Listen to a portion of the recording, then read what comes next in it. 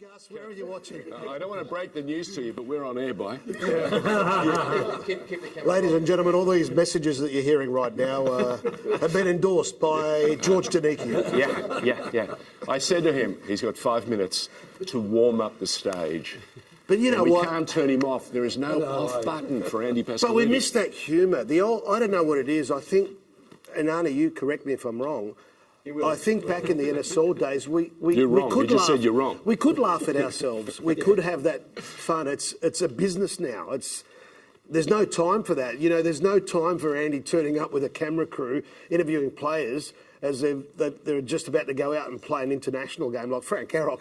I mean, one of the classic quotes I've ever got on tape was after Argentina. 88, and I don't care what people say that they didn't have their full team. They were world champions. We beat them, and we beat them, as two men here in particular know, they're on the pitch.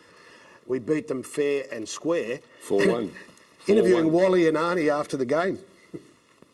What's happening next, Andy? Arnie? Just book me an ambulance, Andy. We're going to be celebrating tonight. All roads led to Missenden Road, Camberdown. I don't let them do that these days. Oh, you can't. I mean, those times. When you reflect on that night, and Charlie Yankos's fabulous goal. That was a deflection, by the way. He's been talking that down. You've been talking it up. I love it. These guys that score goals. They always have a special quality in their storytelling. Oh. Yeah, and they add new features. It's like enhancements that come in your upgrade. Suddenly, that shot is not a straight shot.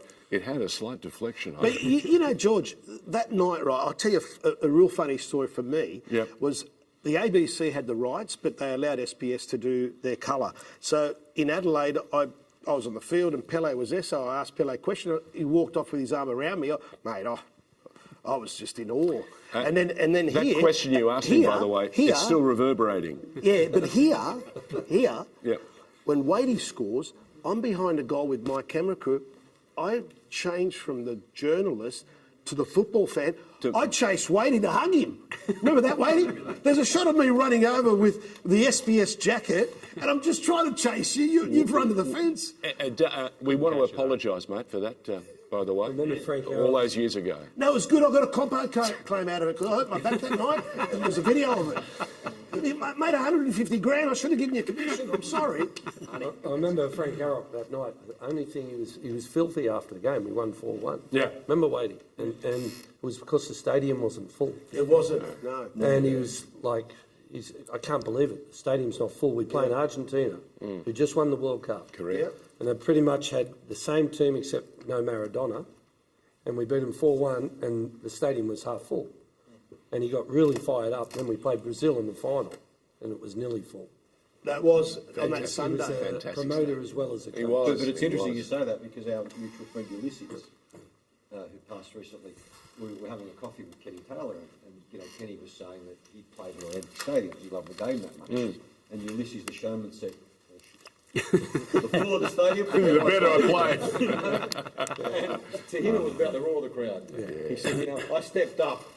The noisier it was, the more people on seats, which takes me to the 24th of March, because everyone needs to make sure they're at Stadium Australia on the 24th of March when we play. Absolutely. Yeah, that's exactly right. I've been watching Rale's body language as you're all talking, we're all warming up. Rale, you can't take the smile off your face. It's incredible. How do you feel? But they know all, each one of them, how much I love them, right? And I really respect them. Their stories are absolutely out of this world.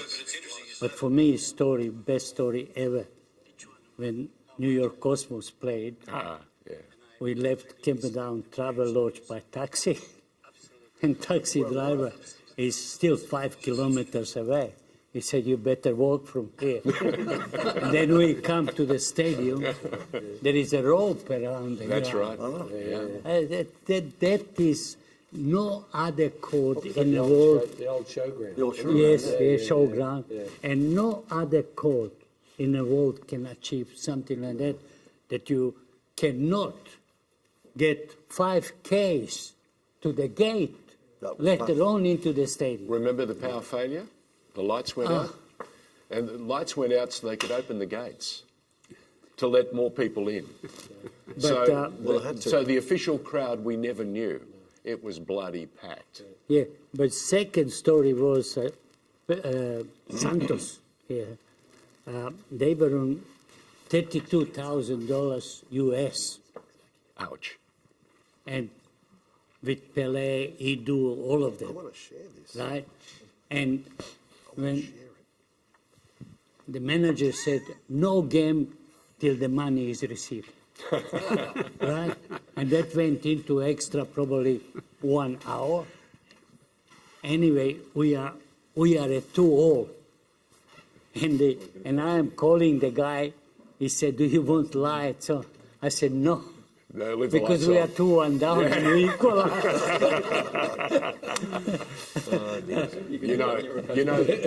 You mentioned money, and I'm reminded of Ferenc Puskás, yeah?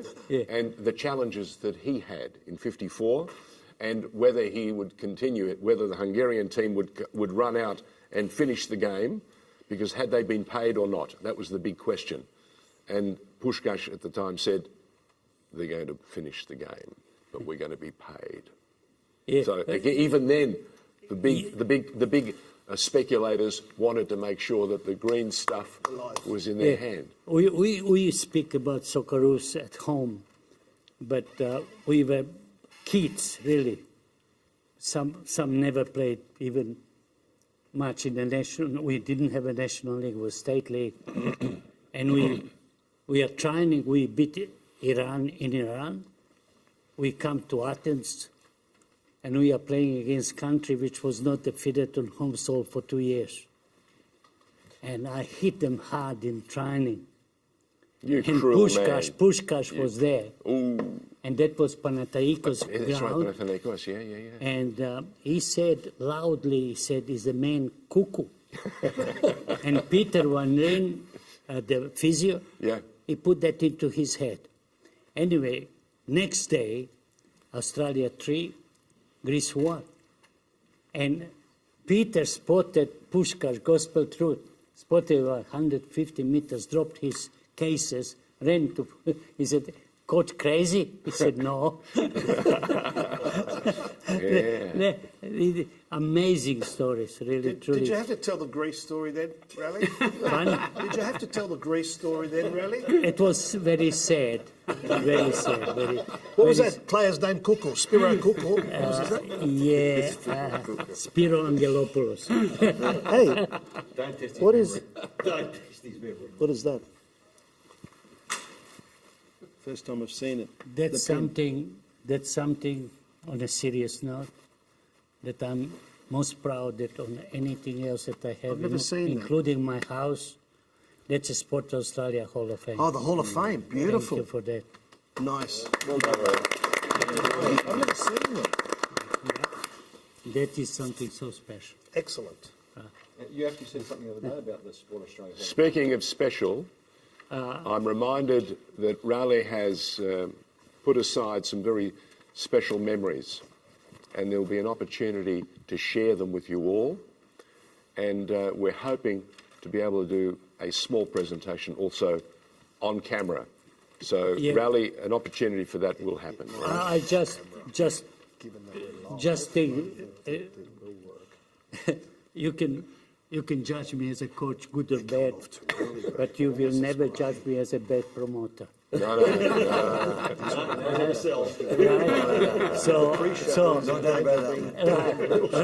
If P.T. Barnum had heard about Rale Rasic, he would have given up. He would have given up. Forget it. Gone somewhere else. I spent hours and hours during last week to put this together, because if you take 74 as a base, then next, unfortunately, 32 years later, we should celebrate 32 years later equally to 74.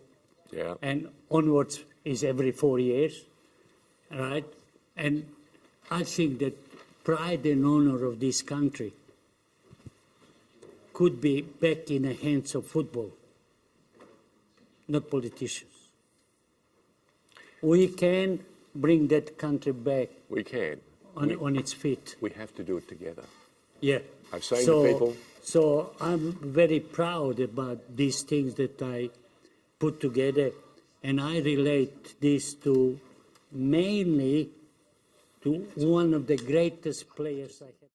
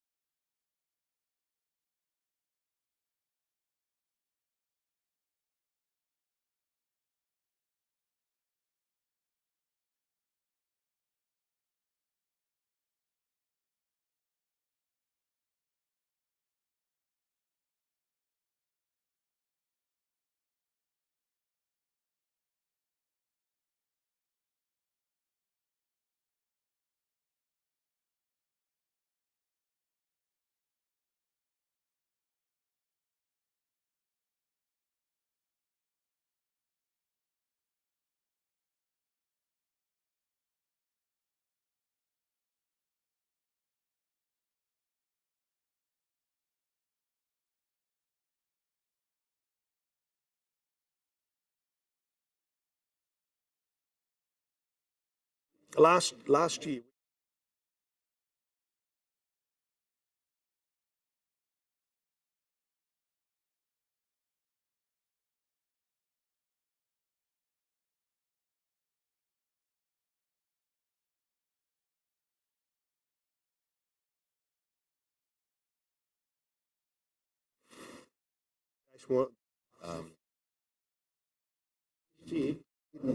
They still say player. Oh.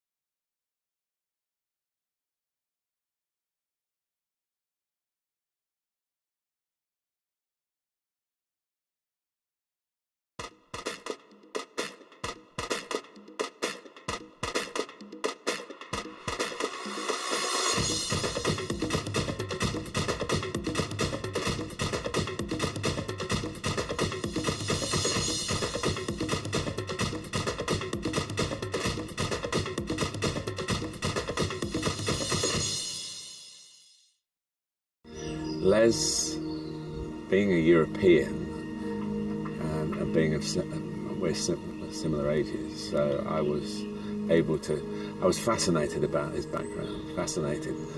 Growing up in the 50s in Europe, Hungary were the team, Puskas and the team that we call them the 6-3 team here because they came to Wembley and beat England 6-3, and England were the country that taught the world the game, and this was our, I was 8 years old, Les the same, and both had a big impact on our lives, though we didn't obviously know each other for many years afterwards. So Les's sense of history for the game was word perfect. His voice and his, particularly those voiceovers they used to do, and what we used to call them the city packages, I expect at SBS they still call them that, where he set the scene, found the words, delivered them in such a mellifluous way, and I was very envious of that, and delighted to be part of a broadcasting team that I was in the same team as Les. So Les was, I suppose, a real brother, because we were broadcasters. Johnny Warren, obviously from the '74 squad, playing pedigree, World Cup pedigree. Like Les, extremely serious about his football, particularly about the way the game was played. He could be quite damning to some of the England teams that we've seen over the years we worked together. Kick and rush was an expression that he would reach for quite early, and I was always trying to defend some of the European styles. He loved South American football, Johnny. He loved to see the game played, passing. That's how he was, but very, very seriously minded about it. Good sense of humour, but we were working, we were there to work, and although we were, we had a lot of fun doing it, the fun came from doing the job properly. It wasn't a jolly, not by any means. Working with Johnny and Les, you knew you had to be on your game. You had to take your A game out from this house where I've lived all the time, where I was working from SBS from 1990, in fact, and I moved here in 1990, and every time I set off to go and work with them, I knew that the friendship would be there, but we would judge everything by how the broadcast went, and that's the way it should be. And they're great pros, great people, and I miss them both dreadfully. They were fighting for their code. I didn't have to do that fight because here it is, and I went to work with them, knowing that the World Cup would reach beyond the divides of the code.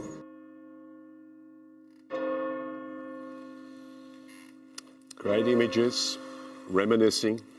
The great Martin Tyler talking about two very special colleagues of his. Colleagues of ours. Colleagues of ours. Yeah. Welcome to Andrew Paschalidis, my former SBS colleague. My name is George Donikian. It's been quite a while since we've been able to do this together, but we're still fighting for this game of ours that we love and have loved all our lives. And to hear Martin Tyler remind us that Johnny and also Les had a job to do, and they understood the challenge in front of them. And they decided early on that they were going to take on mainstream media like it had never been taken on before. And, the last 50 years, this code has had a magnificent narrative. It's had some wonderful stories. And importantly, it's thrown up a myriad of marvellous characters. And you're going to meet some of them today. It's welcome to Australian Football Legacy, a fantastic opportunity over the next 3 hours on Facebook and on the websites of Football Australia. And can we start by saying not only hello, good morning, good afternoon, and to people at the other end of the globe, the Peter Scotts, the Pica Angelo, the Angelo Frangopouloses, people who've had a magnificent role and a great contribution to the game. And they've done it for years and years and years. And you're going to meet over the next 3 hours a group of men and women who've not only put in the hard yards, not only played and given us everything they had and then some, but we'll get a chance to meet the godfather, won't we? We will indeed. George, it's just an honour and a privilege to be here again. I felt like yesterday when I was here with the godfather, Rale Rasic, and some of his great friends from the 74. You did ask him back, did you not? Yeah, Good. I mean, it's just a blessing to be able to be involved in a broadcast like this. It's not lost on me to see Martin Tyler, who, as a young commentator, I dreamt of one day being able to commentate a game, and Les Murray gave me that chance in 1984 to call a game, and it was Apia against Wollongong City at Taraji Park in Wollongong, and John Bradley scored this gun goal into the win, and it got goal of the week. Les calls me in and says, yeah, you can do those Wollongong games for the rest of the season. And as it would turn out, in this very studio, when Harry Michaels was producing Soccerama, I was asked to be on camera with Les, and little did I know where that journey would take me. And it's taken me around the world. It's taken me from SBS to Fox Sports to Sky Sports, and to the last 7 years to be a lead commentator in India, where we're going to talk to the only indigenous male footballer playing outside of our country, David Williams, in that third hour. We've got 3 wonderful Matildas legends in that segment with Chris Nikou, the former, or the current Football Australia chairman. So we've got Heather Garriock, Di Allegich and Julie Murray. But we've got three names, though. Three names. We've got just a plethora of people coming on. What I do want to ask of everyone out there, please share this out there on social media now. We're not tech savvy, so I don't want to pull out my phone. I've tried sharing it because we actually went live a little bit earlier. But let's get the first panel. The whole point was to tease people and to get them involved. And we want to keep you, as they say, engrossed, engaged, and wherever you are on this magnificent platform, we want to do this not just the once. We want to do it, continually for as long as we can, because the stories that you're going to hear over the next 3 hours are but this much of a very rich fabric, which has entertained and thrilled people for the better part of the last 50 years. And we've also got the king of frequent flyer points, Socceroos coach Graham Arnold, in the studio as well. Laurie McKinnon here. There's a whole array of talent. We should add, we're enormously proud and super thrilled to have Graham Arnold with us. He's flown straight in from his Muscat in Oman. Is he still awake? Well, we asked him to have a cold water. We gave him a sandwich, and I hope. Look, they'll find He'll him. be fine. He'll be fine. Let's intro the first panel. Now, on our immediate right, Zoran Ilic. Now, Zoran Ilic is a 2-time National Soccer League champion with St George and Adelaide City, has also represented Australia under 20 and under 23 level. And next to him is Tony Henderson, who's got the remarkable story of his last professional game. He scored the winning penalty for his beloved Marconi Stallions, a player who has played for his country as well. 27 A caps, a total of 50 appearances for his country. Hendo, always a pleasure. And I know that Johnny Warren had an influence on your being here in Australia because you came and played for Canberra City before Marconi stole you. And the man Speaking of stealing, the man behind you was very instrumental in the formation of the National Soccer League, a former NSL chairman for a good 12 years, a former Marconi chairman for 15 years, a former Soccer Australia chairman, a former member of the Football New South Wales Board. Tony, it's an absolute pleasure to have you here with us. Tony Labazetta joins us. And, well, the man next to Tony Labazetta's right there, young looking 87-year-old. 87-year-old. But you know what? You talk about youngest coach of the Socceroos at 34 years of age. Wow. To be appointed to that job in 1970 and to take Australia to the World Cup for the very first time. We can't get enough of this man, Mr. Rale Rasic. And the guy to his immediate right, well, this guy has transcended old and new football in many ways. As a former Socceroo and another one like Tony, who unfortunately failed campaigns, couldn't get to the summit of football. So what you're saying is deserved better. It's deserved better, but we all remember him from the good old days at Heidelberg, of course, and he made a real name for himself there at Preston. He played there as well, played for the Socceroos, but also transitioned into the A-League with Melbourne Victory and, of course, Sydney FC. So it's going to be interesting to get a slant on old and new football from the one and only Gary Collin. And I'll start with you, Gary. We've had a lot of fun and banter that a lot of people have not seen off air as we all met for the first time today. Yeah. What are your thoughts about Australian football legacy, and what did you think when you were asked to come up from Melbourne? Jeez, how long have we got? Plenty. The answer is plenty. Look, it's just an honour to be in the room with these people that you coached against, played against. Tony, with the work that he did with the setup of the NSL and then Football Australia and the youth policy up there, and there in Zoran and this wonderful room of football men. We're blessed with a beautiful game, as we call it, and it's not perfect. No. We know that. But today, there's more men, more women, more boys, more girls, more coaches, more referees, more administrators than at any other time in the history of the game in this country. So it's a place of opportunity for us. Absolutely. The part of the beauty of coming together here today is that we remember the past. You know, it's the people. It's the people and the stories of those people that connect us. And in there lies the strength. These people don't have to see one another for a day or a week or 10 years, and they walk in the rooms and they give one another a big hug, tell one another they love them. How you going, mate? How's the family? So to me, it's firstly a wonderful honour to be here. I've laughed so much already with the stories. This is going to be a wonderful tribute for our beautiful game, Australian football. So deeply honoured. Yeah, and you talk about history, and Rale, you're synonymous with the history of the game, not just at national level, of course. No. I mean, great achiever at National Soccer League level, and your dream is always to have a legacy, and that legacy being a football museum, because your memorabilia alone would actually pack 3 or 4 museums, really, to be quite honest with you. But you must be delighted to be here again with so many different people of football backgrounds. Look, when you can use the word family, that's what it is today. And that's how it should be. A month ago, we celebrated 80th of Raul Blanco. And room full of people like this. Yeah. Great Prague people or people from everywhere? From everywhere. From everywhere. And that creates that special emotion, special feeling. And then you see people that you don't see for 5, 10, 15 years. And I must regard myself fortunate that for some reason I'm linked with all generations of them, and I ring them up, and probably Craig Moore thinks, who are these bastards? But whenever someone is in trouble, financially or otherwise, or illness, just pick up the phone and say, hey man, do you need anything? I think that's a medicine rather than a gift. So I think that our game is the greatest than anything else ever created, because other sports are struggling what to call themselves, but we have element which is around. It's a globe. That's a world.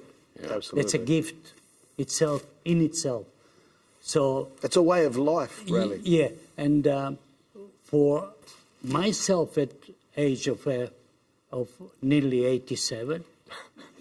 I still, when I see these people, to me, it's such a joy, such a privilege for me, and I don't think so.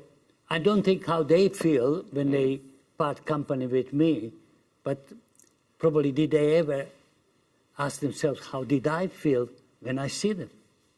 It's so deep involvement of emotion, feeling, respect for each other, and caring. Sometimes we live too long. You see picture of Johnny Warren. That's the saddest picture I have ever seen in my life. I cry. It was the last months. Yeah. Why did FIFA live for so long to give him that medal? Yeah.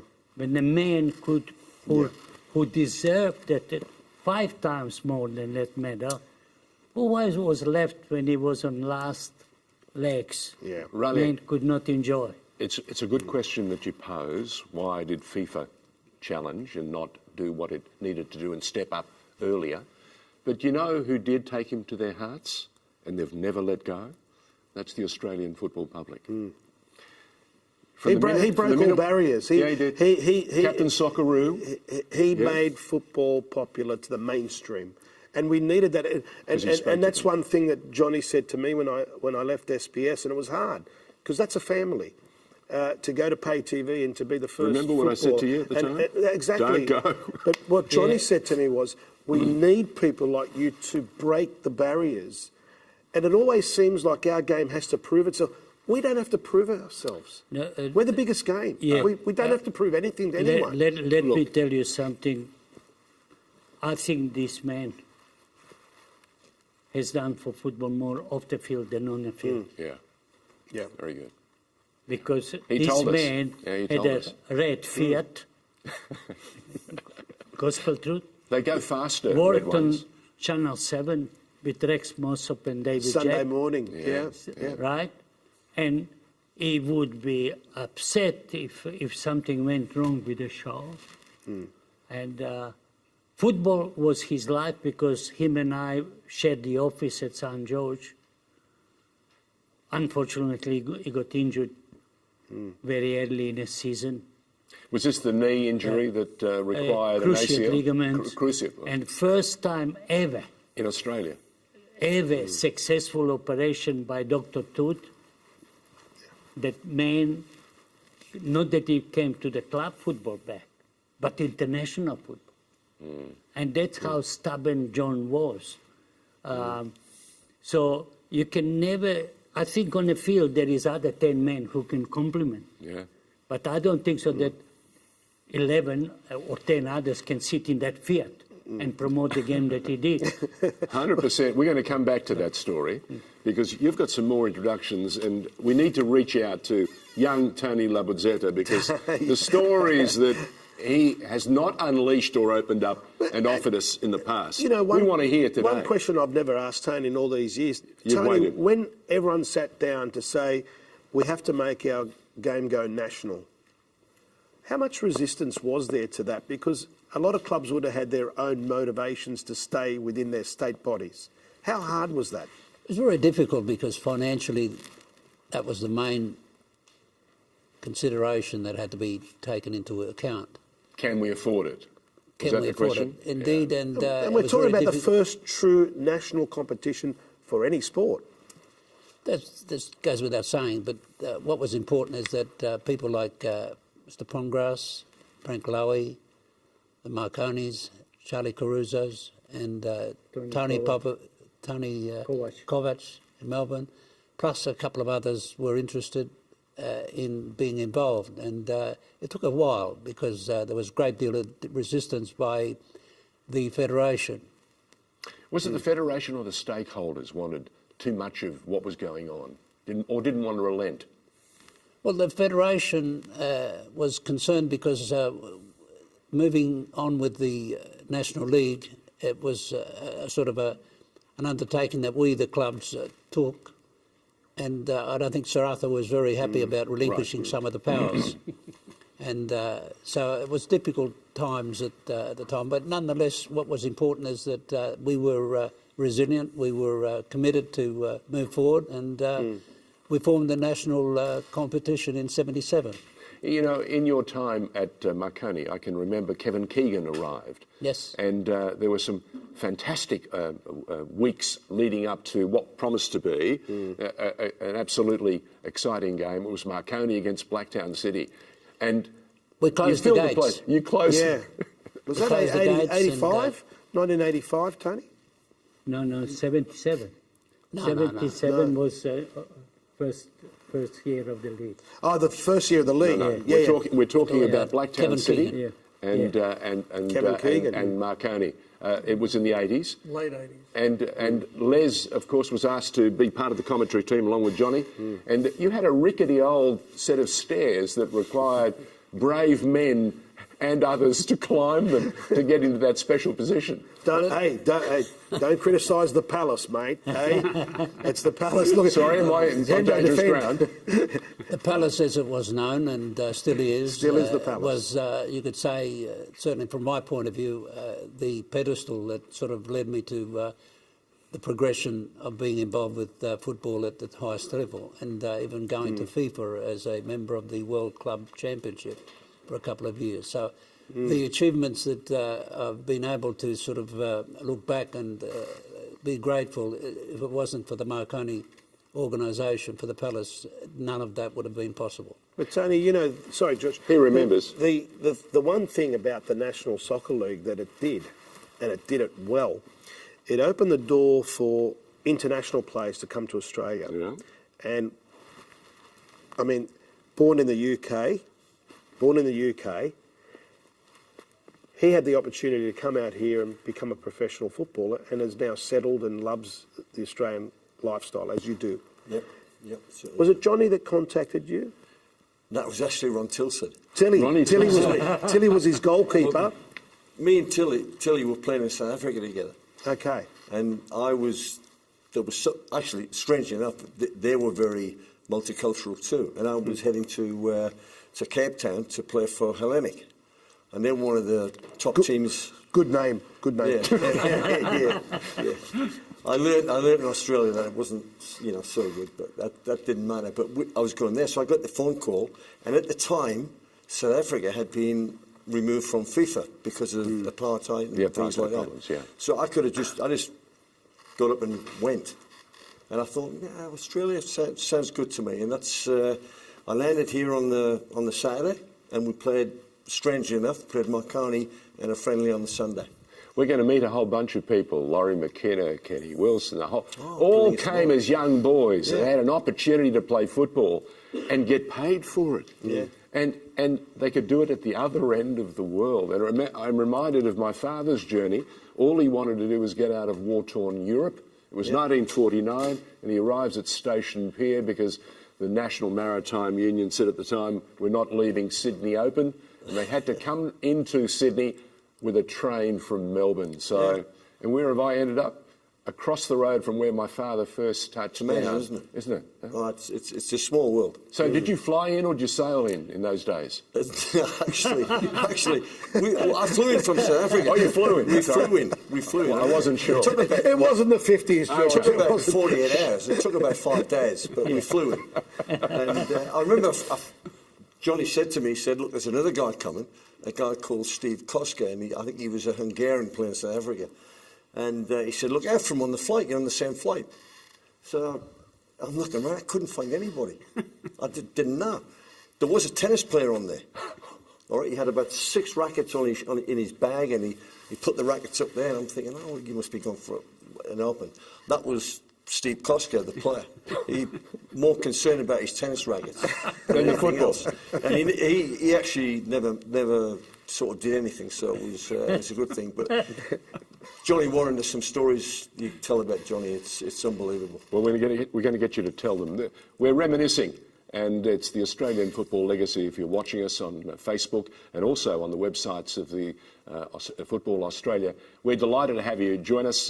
We hope you can stay throughout the next couple of hours. We have some tremendous galaxy of guests who are going to tell their stories from a unique position, from the inside. Tony Henderson, Mr. Labuzeta, Rale Rasic, Gary Cole, and this young fellow with the hairdo, he clearly doesn't go to my hairdresser.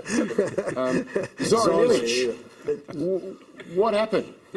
Great to be part of this, I guess, with all these old fellas here, so I guess... Oh, thanks, young fella. Actually, Zoz, you know... Talking about 1945, I did fly in as well. So. Actually, Zoz, we should... One thing that we haven't got in the rundown that I just realised, Zoran got to St George Stadium on the week, and it's the farewell to St George Stadium, which is an iconic ground in the history of our game. You're talking for Barton both Park. club and country. How hard was that for you to go? You were there with Mike Grabevsky and Pedro Ricoy. How hard was that? And Des was there, of course, yes. And so was Johnny's brother. Yes. Ross was there.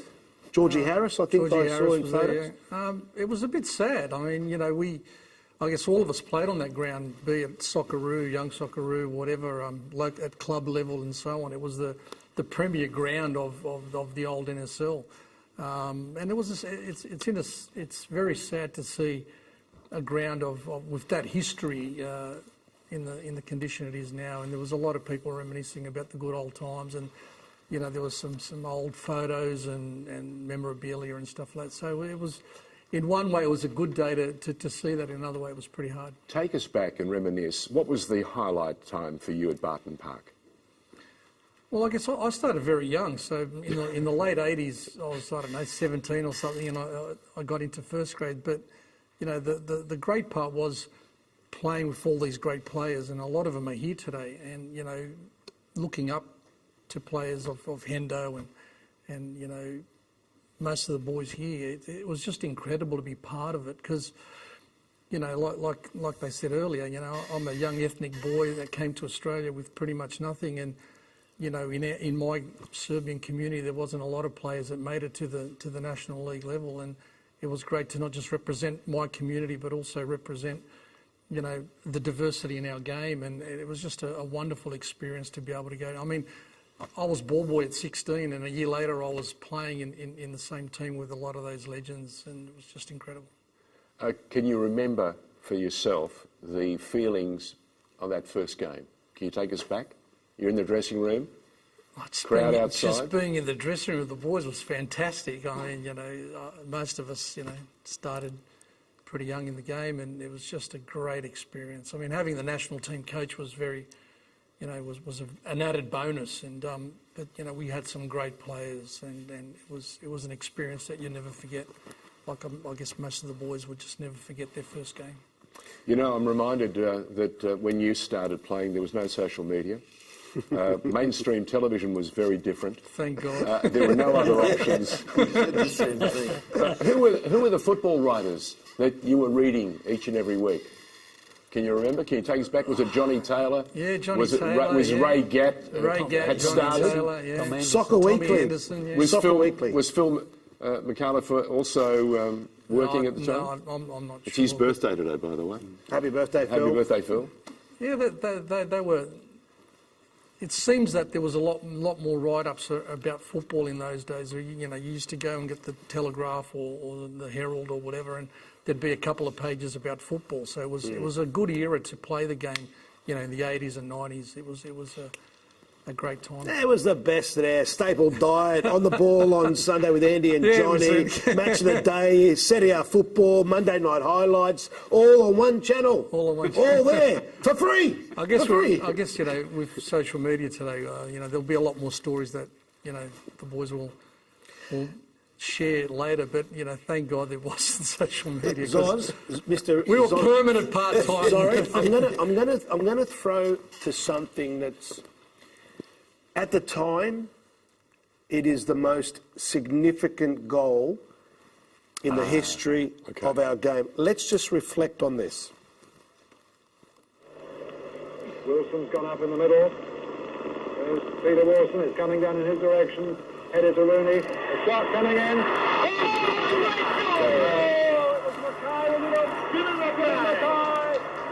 Australia wins 1-0 to qualify for the World Cup Final 16. A triumph for Australian soccer and a fine personal effort. You know, we reflect on that magnificent, iconic bit of footage, and I once asked Rale Rasic, we were doing an interview, I said to him, was there one goal above all the others that galvanised and said to you, this is it, this is the goal that separates us and it's going to take us all the way to West Germany? Rale, was this the goal? Was this the moment where you knew we had what it took to get all the way to the World Cup in '74? Goosebumps. Goosebumps? Yeah. Special memories? Zoran's got them. No, the hair. Talk to us about the man who scored the goal. But then, let me tell you, I was good, handsome, black hair. We can all say that. And becomes white. White. I was speechless. I could never, ever believe that, firstly, we were in Seoul.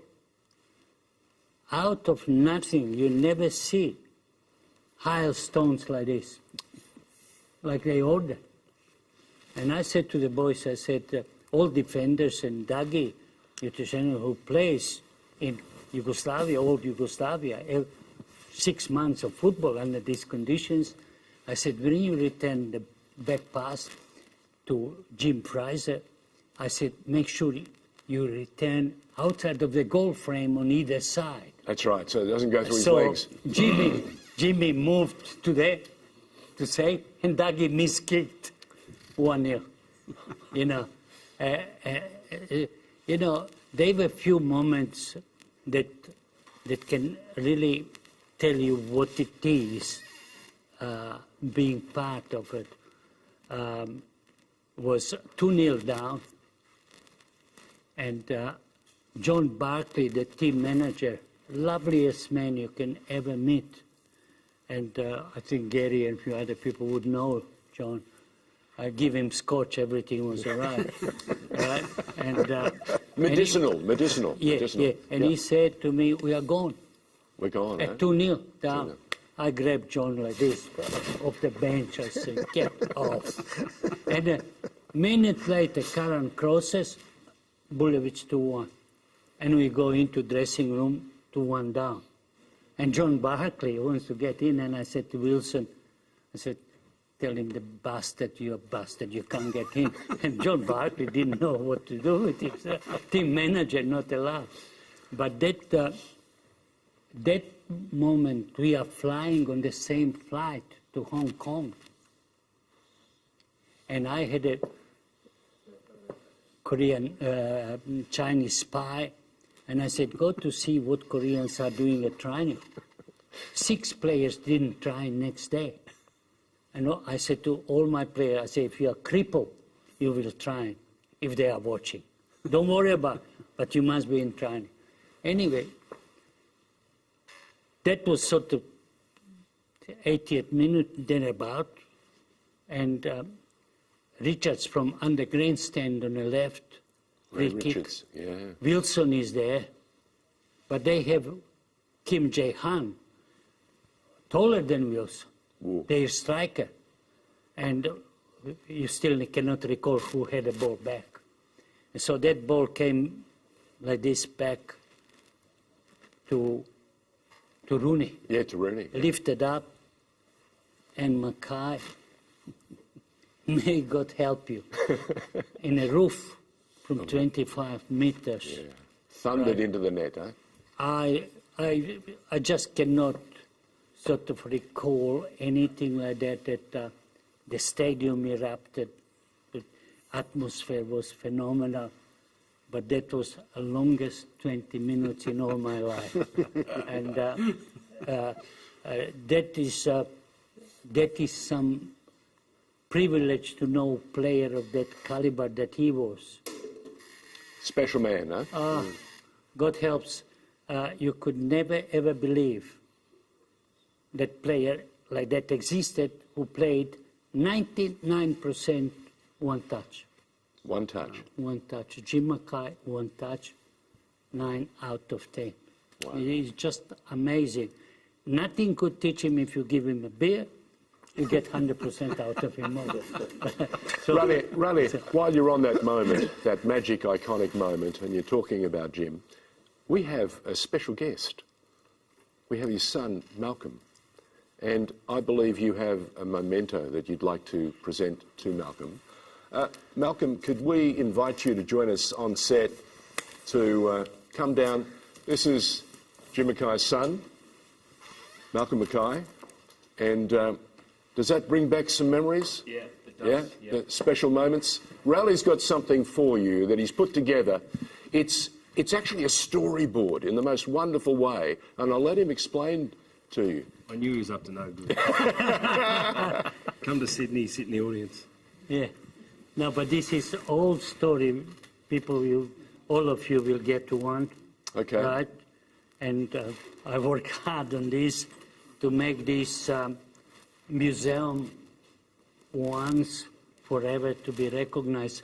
Rale, can I grab that for a moment? I'll grab one I'll show that to the camera so we can give people who are watching an opportunity to see and understand. It is, George, it is not about 74, but 74 were pioneers. There it is, there's a good shot. Yeah, and that was dedicated to that pioneers. And Jim Mackay takes quite important role, but least little bugger here. It's called Malcolm. He's got a good. There's a young Malcolm. standing on Daddy's shoulders. Have you seen there he that? is. Absolutely There it is. amazing. So and, we've only gone back. How many years are we going back, Malcolm? How old were you then? I was 3. 3 years of age. There you go. But there is another thing about when we played Iran in the front of sellout crowd in Melbourne, 2-0 up, net goes down. The Right? serial pest. 1997. Yeah. 97. And on my left was Mackay, on my right was John Kuzmina. And from the top, 2-1, 2-0.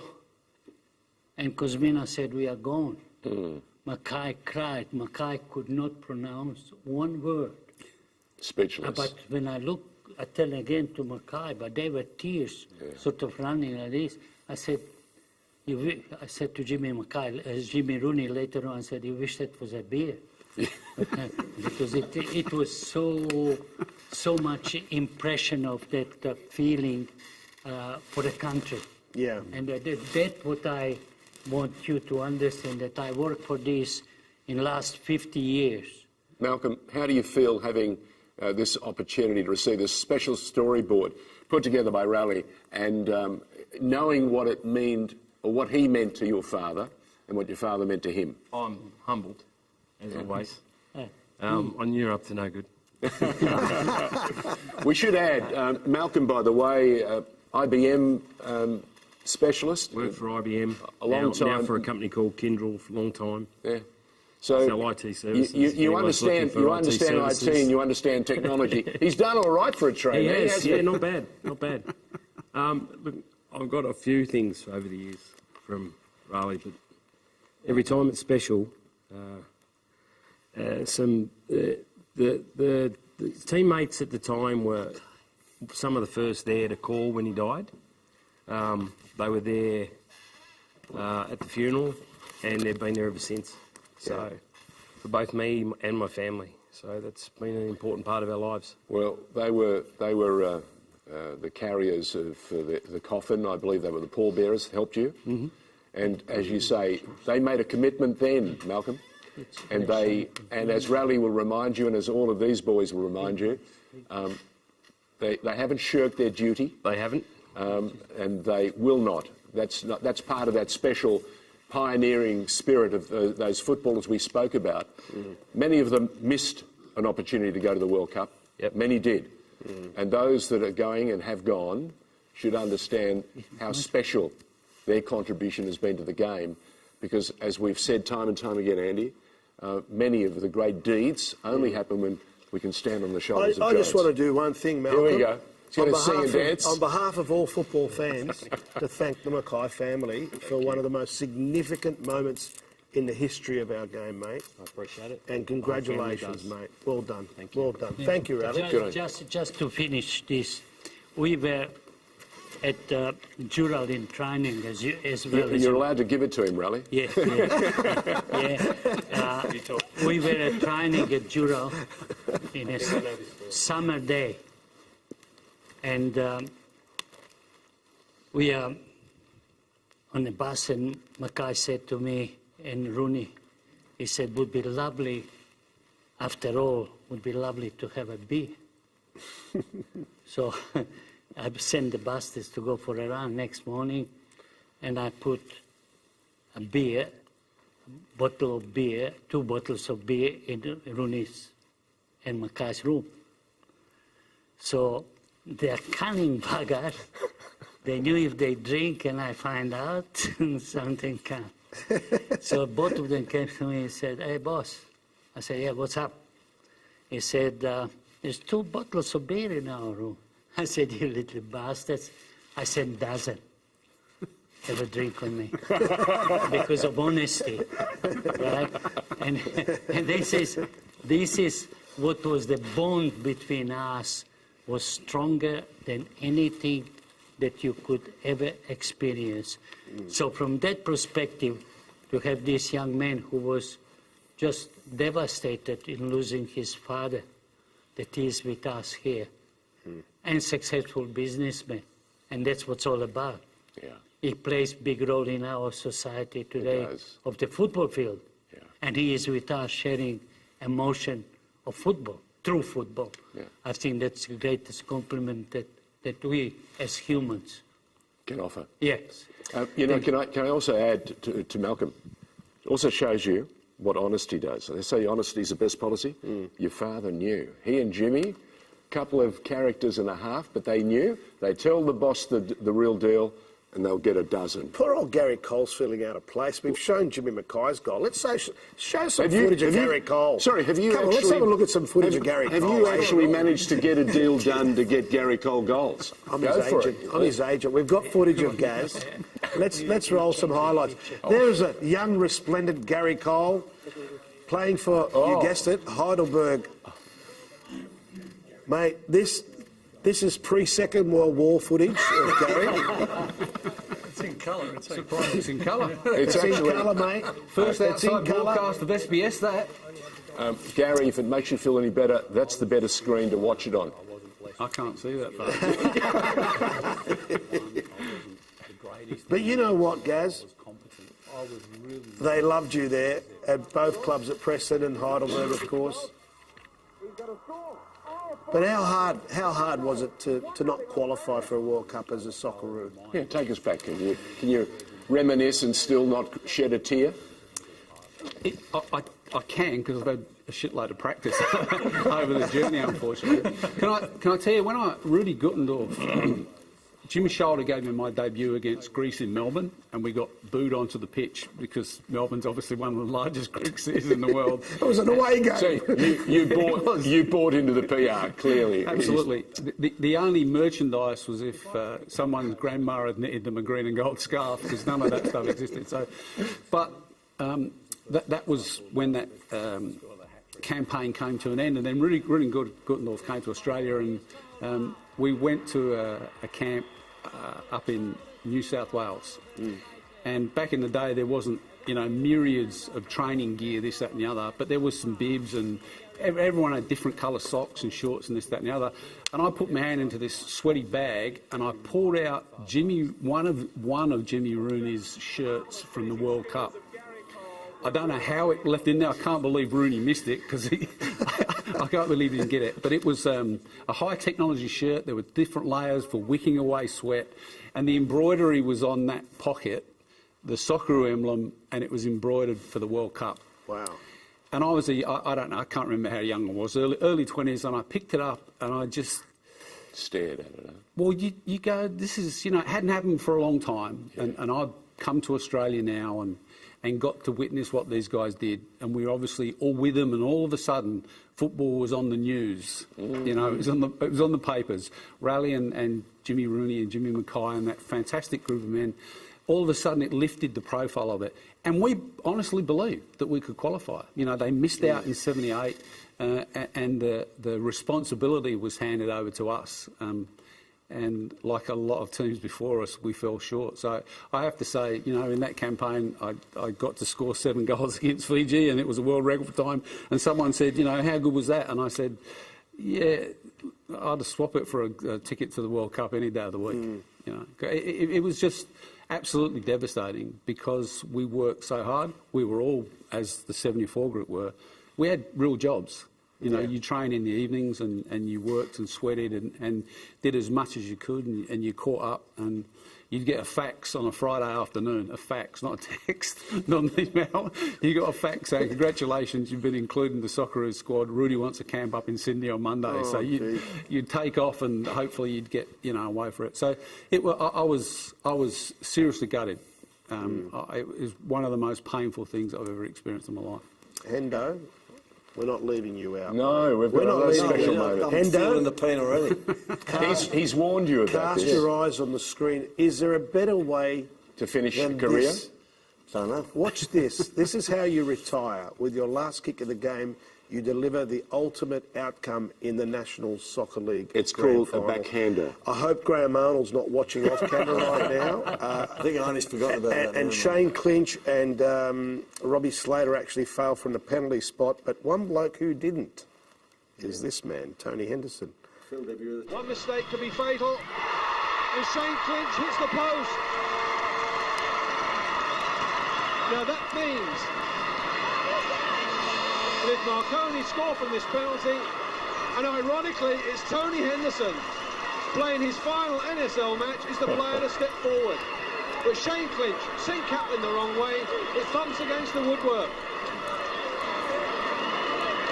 And that penalty miss could now be so vital. It gives Marconi the advantage, and Marconi the chance, and Tony Henderson is his final kick in the NSL going to produce a winning goal. Tony Henderson there, faced by Tony Franken. And Tony Franken can't keep it out, and Tony Henderson, with his final kick in his NSL career, reached the 1988 Grand Final for Marconi.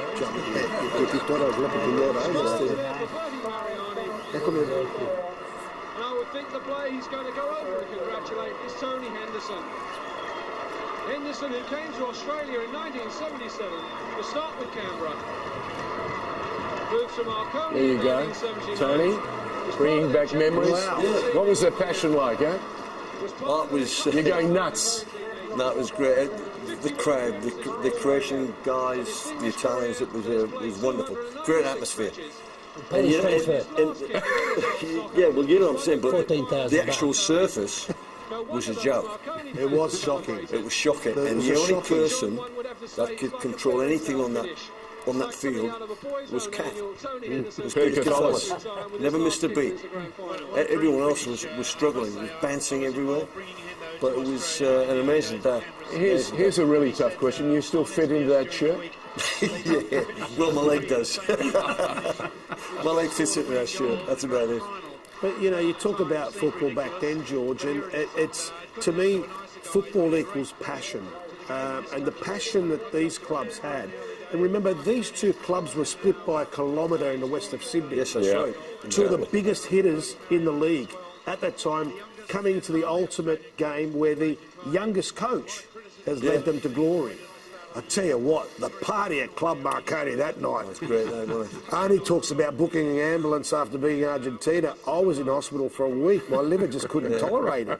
It was a big night, wasn't it? It was you know what? It's just the drama and the theatre of it. Yeah. I think that's what stands out the most. It was amazing because I remember, I think Bert had his 5 nominees for the penalties, and then it just went a bit rogue after that. But you know, can I just jump in there, Tony, and just say to you, you talk about rogue. It wasn't just the Italians and the Croatians who understood passion. We have a magic bit of footage. It's the NSL Cup final that turned in the space of 80 seconds. One side looked like it was going to lose, and then inside the next 80 seconds, everything changed. Everything changes. Let's see if we can rekindle some more memories on what we are calling Australian football legacy, and give you a glimpse at a time when there was so much passion and the fans in the terraces knew their responsibility. They didn't sit on their hands, and this is how the commentators also got excited. Take a look.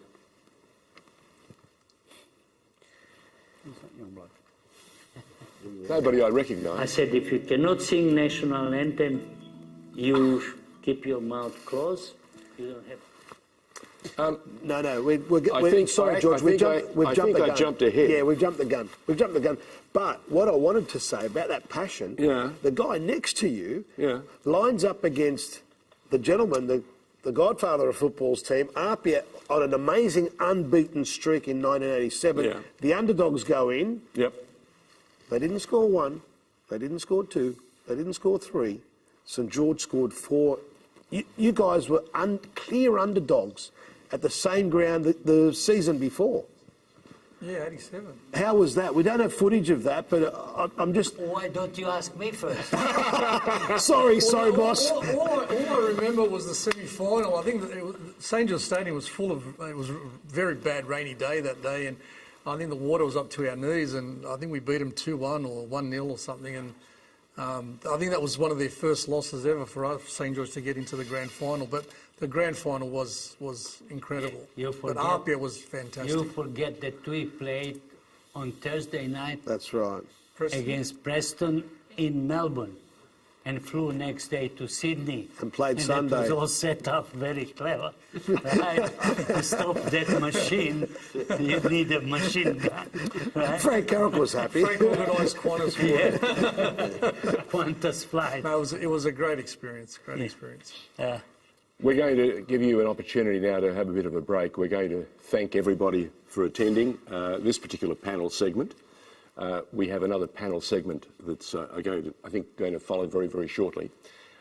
Gary Cole, an opportunity to see you with hair, see you flying. Actually, I think Gary's staying with us, and so is Hendo. Okay, all right. Oh. So we're going to rotate the bench a bit today. Right, you know, so you've got an interchange that's worthwhile supporting, have you? Yeah, why not? He's travelled from Melbourne. It's a long walk up. Okay. Just if you give me opportunity, just Gary, you can hold that. One for you, Gary. Your name. Thank you. One for Tony Labuzzetta. One for Tony Henderson. One to Tony Henderson. And Zoran Ilic, there's one here for you as well. And let's hope so that we continue with every national team that qualifies for a World Cup finals, and that should be their momentum. Fantastic. And that's how this is beginning of the pioneers. Let's have a look. Let's hope that we have every 4 years or every 2 years someone. You've been listening to Arsene Wenger. Yeah. Rale Rasic. Yeah. Thanks, Rale. Once again, reminding us how important mementos and the name of the game is all about. Supporting it as best you can, as often as you can. And that's what we've been doing with Australian Football Legacy. Back with more in just a moment. I said, if you cannot sing national anthem, you keep your mouth closed. You don't have to sing because you will spoil the song. What about if they had a bad voice? You shush too.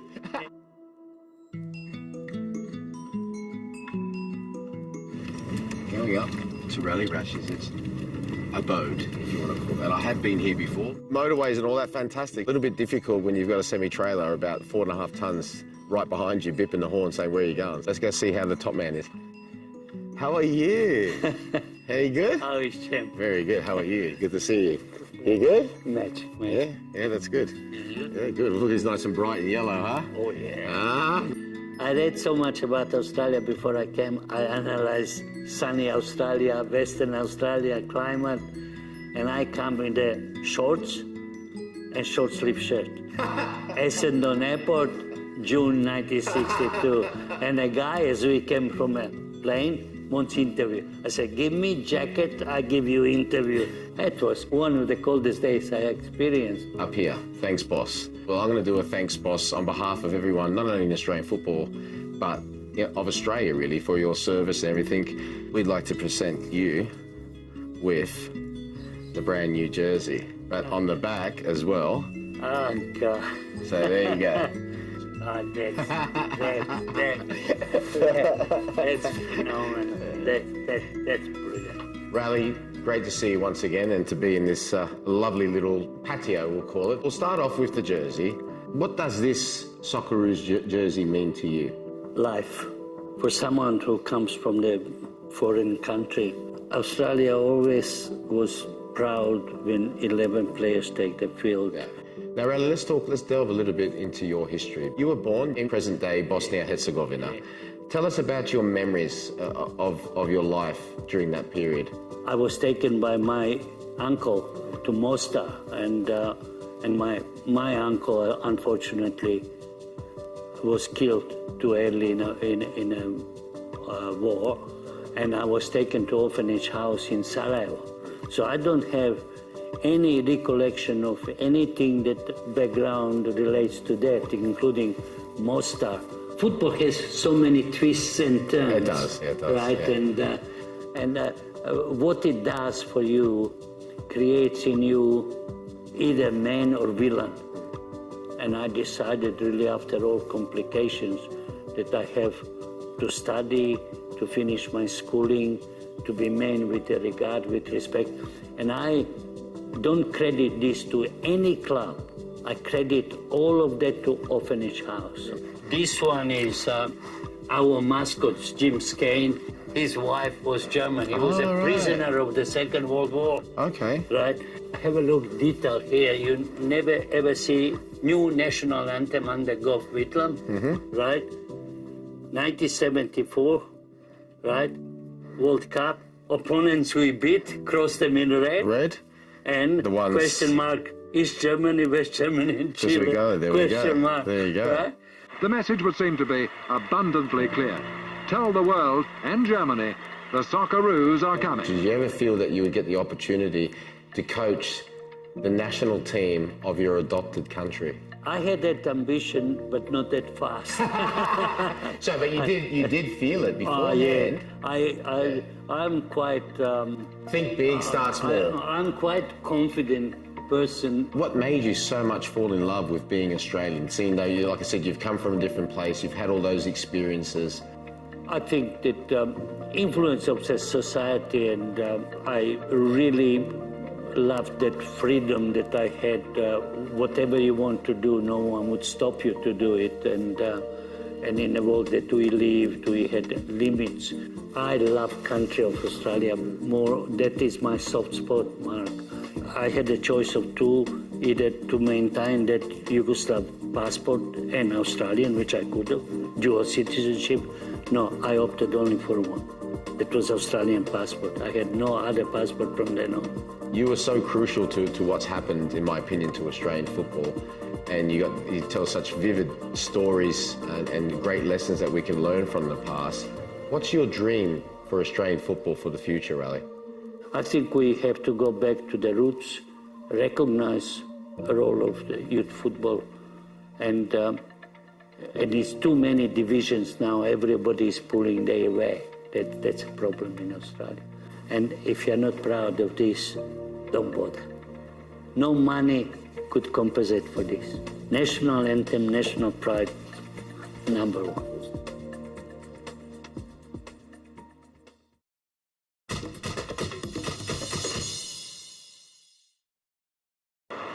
That means that if John Aloisi can score this goal, Australia will be there. Are you sure? I'm trying to do my maths. 4-2. He wins it for us. John. Here's Aloisi for a place in the World Cup. For us. He scored! Australia have done it!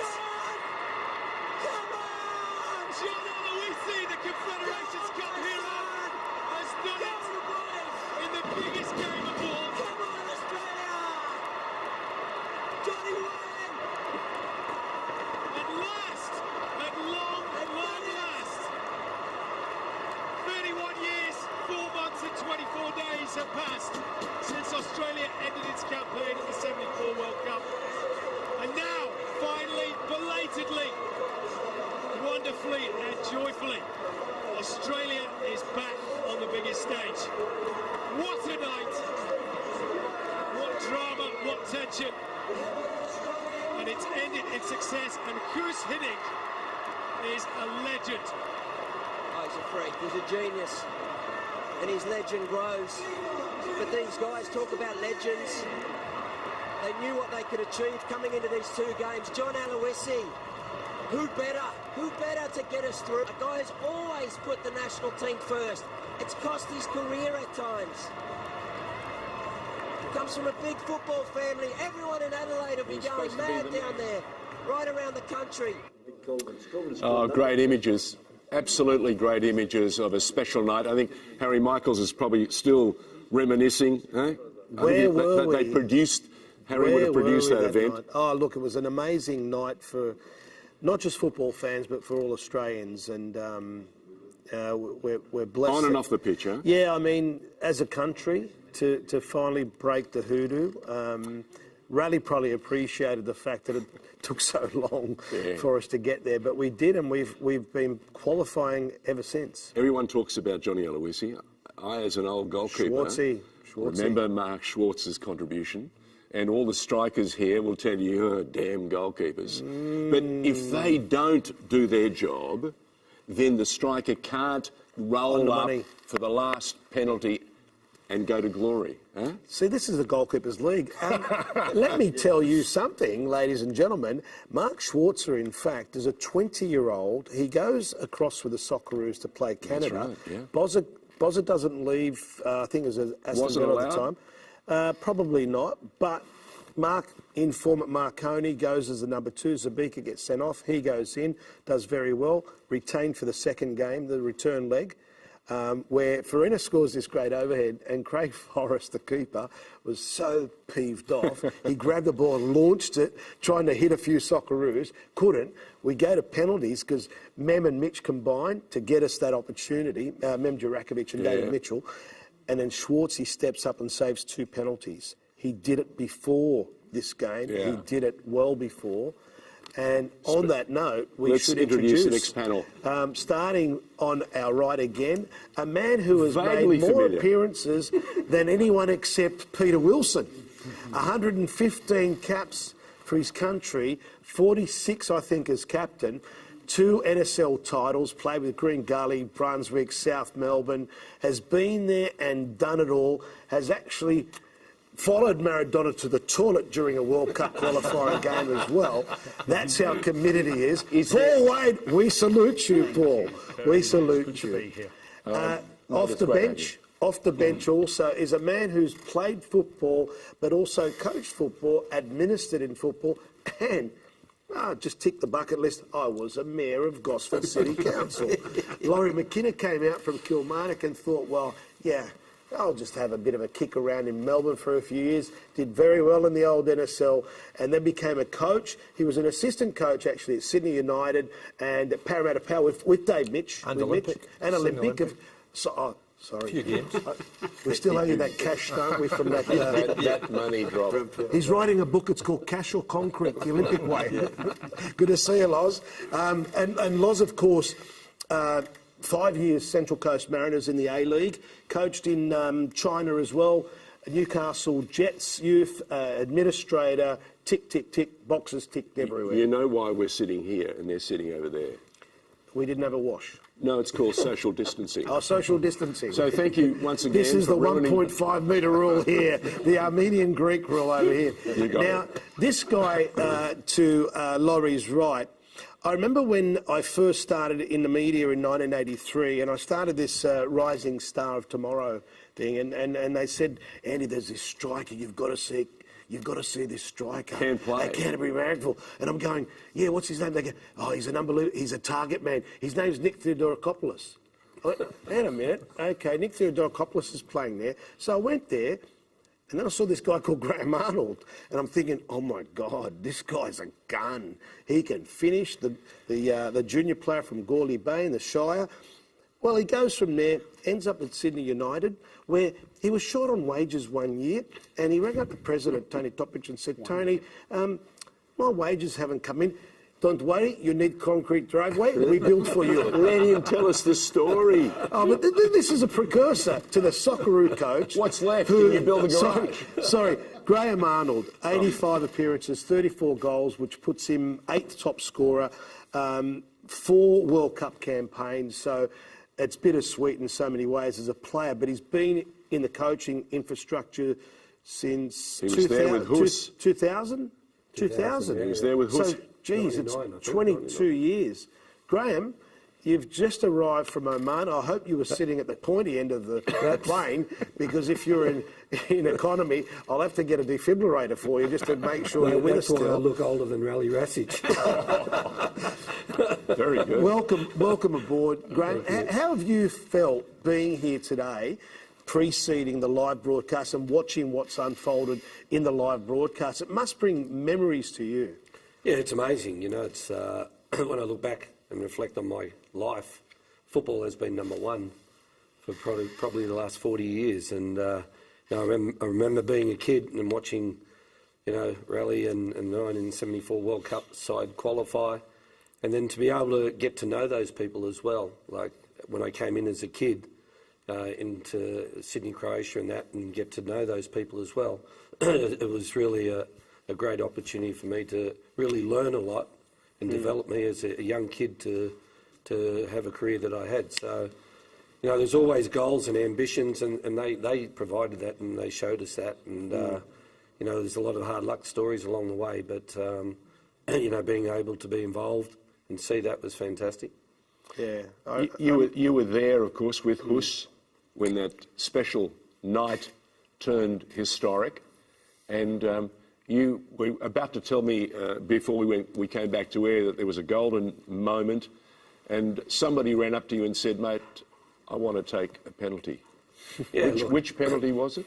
Yeah, Johnny Aloisi. But the thing was Hus was the lot that he taught me a lot of was he planned for everything. And we had a penalty shootout the night before. He wanted to know where the Australian fans were, which end the penalty shootout would happen. And he found out, and we got told it was going to be down that northern end. And I had to go down there. I had to pick the penalty, guys who wanted to take a penalty, and then go down. I was a referee while he was doing something in the centre circle. So they actually rehearsed the walk as well. And Mark Viduka missed. He did exactly the same penalty the night before and missed exactly the same. And so I got to, you know, I had to do the penalty shootout, get, you know, number 1, 2, 3, 4, 5. I remember straight away Harry number 1. And then it got to Bresh was supposed to take one, and Brett Emerton, and they both went off.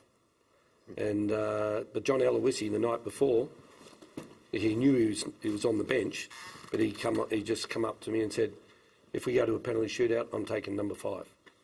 Wow! So that's massive. It tells you two things. He had the confidence of his convictions, and more importantly, he understood glory. I'll get this done, and I'll be there, renowned and remembered forever and a day. Sorry, apologies too. John would have been with us today, but he's training right now at 4 o'clock. They've got training, obviously. He's got A-League commitments, so it's a bit of a shame because that's a story I haven't heard. I would have liked to have heard it from him. Yeah. Did you really ask for penalty number 5? But the best was we didn't have a number 3 because Emma and Bresh had gone off. And so I went up to Josip Skoko. This was like just before the shootout. And it's all chaos everywhere. Skokes, mate, do you want to take a penalty? Arnie, mate, I've just come on. 118th minute. I haven't touched the ball. He said, no, mate. I go, oh, geez, okay. Then I went to Jason Chelina. Jace, mate, do you want to take a penalty? No. I'm completely knackered. I played 120 minutes. Tony Vidmar, I didn't even ask him. And he goes, I'll take it. It's redemption. It's payback time for Uruguay 2001. I'll take it. And then he gets up to take it, and Gus Hidding thought he was right-footed. and Tony gets up and he takes it with his left foot, and Hidding's going, what's he doing? What's he doing? I said, what? And I said, he's left-footed. No, he's not, he's right. I said, I think I've known him a bit longer than you, boss. He'll be all right. And he went up, Tony Vidmar. There's a classic photo from 2001 of Vinny coming off that field in Uruguay, Arnie. It was one of the saddest photos you'd ever see. It was like people have to remember that we beat Uruguay in Melbourne, MCG 1-0. Muskie scored a penalty. That's right. And okay, we're down 1-0 from a set piece, down 2-0. We dominated then probably 20, 30 minutes. I think Big Viduka hit the crossbar and Harry had a chance. And, we get back to 2-1. We're going to the World Cup with the away goal. Yeah. And it was that close. And then we conceded in the 93rd minute when we went man-on-man at the back. We were chasing the game. We brought on Paul Agostino up front. We went, 5 up front, and we went for it. And then Morales scored in the 93rd. And then it looks like we got smashed. Well, it really wasn't that way, the way it ended up. It looked it, but it wasn't that way. There were just so many fine margins, though. You even go back to 86, Scotland, 0-0 in Melbourne.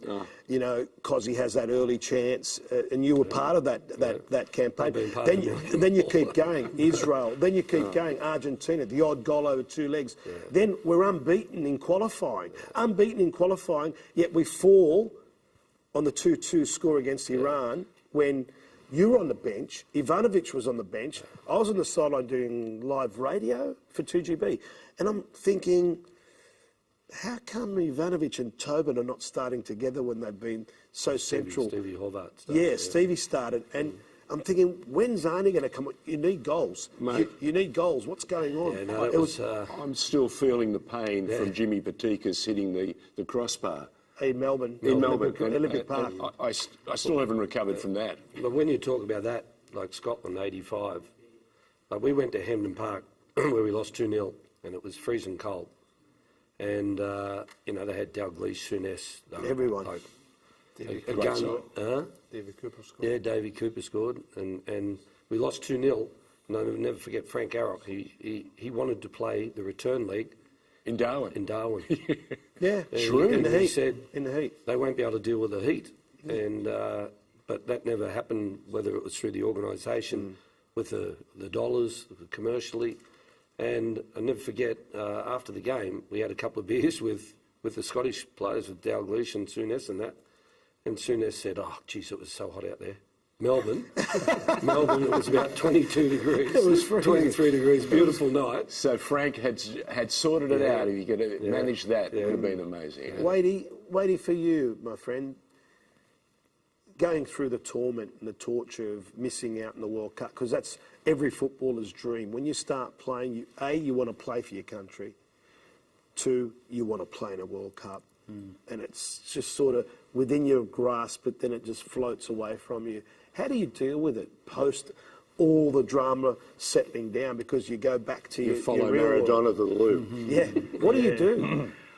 As soon as that final whistle went, and I looked at Arnie and Robbie Slater when that final whistle went against Argentina over there, there was a couple of tears. Do you know what I mean? We weren't bawling around at them, but we knew that, again, 4 years hard work down the drain. But I remember also going into that dressing room afterwards, and you just said it recently about how quiet the dressing room is. 2-2 with Oman and nobody says a word. It was exactly the same there. Don't even think about speaking. Don't even try and crack a joke. Don't talk to anyone, because it's just not the time to do it, because we were totally devastated. And it always brings in my mind now that hurts so much, that we were so close. 1-1 in Sydney, Vidmar scoring that goal. The place was going nuts. The noise was amazing. But when we turned up at the River Plate Stadium, Madonna had played a concert 2 weeks early. The ground was shit. There were deserts anywhere. The concrete was falling off the columns. Do you know what I mean? It was just an anticlimax, and then to lose 1-0 with an own goal. Deflection. Alex Tobin. Don't mention it to Tobin. No, it was totally devastating. Yet another story about I called that game for SBS from the studios, and Sir Nicholas Shahady was in the boardroom entertaining media, and I walked in and he looked at me and he... Your fault. He goes, aren't you in Argentina? Yeah. No, I did it off tube downstairs. And it's hard for fans, because effectively I'm like anyone else. I'm a fan. Yeah. I grew up being a fan of football. That's right. No matter what role you have, you still feel it as a fan. You feel gutted for the team. You feel gutted, because particularly those of us that work in the media and see, and remembering over a period of time, as Hendo and Coley alluded to, they were part-time footballers. They were doing 9 to 5 jobs. Oh, absolutely. They were playing for their club and their country. Tell you what, though, can I just interrupt? There was one moment which I think described what all of us, all these gentlemen here are about over the years. After that game, I had to go to an interview or do a press conference. It was live on TV, so there's millions watching. Yeah. And there, the host said to me, how much do you earn? Raul Blanco was interpreting, because obviously he's Argentinian. And I was so offended that I said $5,000, which I did for South Melbourne Hellas. He goes, no, don't take the piss out of him, mate. Don't. We're on live television. You'll get lynched. And I said, no, because I'm having a conversation with Ralph. $5,000. I knew Arnie was earning $25,000 at Sydney, Croatia, but he wasn't taking the mickey. And they offered to build the garage. Yeah. They actually built the house. Every pay packet cash as well. Yeah, exactly. If anyone from the government is watching this broadcast, the national coach did not say that. I was lip syncing for him. So we're there, we're live on TV. He's having a chat with me. I'm trying to think of the question that he's just asked. He wasn't trying to take the mickey. Yeah. He was just trying to explain to all the viewers that his team, their country, had been knocked out, almost knocked out by part-time footballers. Arnie and Robbie Slater were all in Europe, but a lot of us were part-time. He was just trying to make that point. But the story behind this is, halfway through that interview, the floor manager's going nuts. And apparently Maradona had rung up, and they put him to air. And he said, your tears of joy or tears of sorrow today will be tears of joy sometime soon. Because you're getting closer and closer and closer. Yeah, but I kept thinking to myself, wow, Maradona, unannounced, unplanned, has just rung up and said to all of us, well done. Yeah. And they said, this has never happened before, and it probably never will again. But he also validated the effort of the Socceroos. And that's my point. And that's exactly right. It's just that you're respect. Getting inching closer and closer and closer. It's just that respect. All of us, all of us gain. You had to be your best to beat us. We weren't best in the world, but you had to be your best. And there's that pride in that green and gold shirt. We are not going to lie down for anyone. I think that was brought out to me when Maradona would ring up. And why would he ring up other than, wow? Yeah, mate, because he invited us to that nightclub. Oh, yeah. It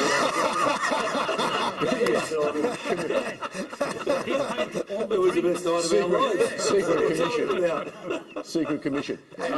Can I just jump in here and ask Gary and ask Laurie and Tony, when you've watched the boys playing, and the girls, the Matildas, when you watch them playing, and you can see they're giving their all, and they fall just short. As footballers and as lovers of the game, and as people who've been in the game for a lifetime, how do you feel? Yeah. Can you compartmentalise and say, look, I understand this, this, and this, or are you as shattered or as elated as the real fan?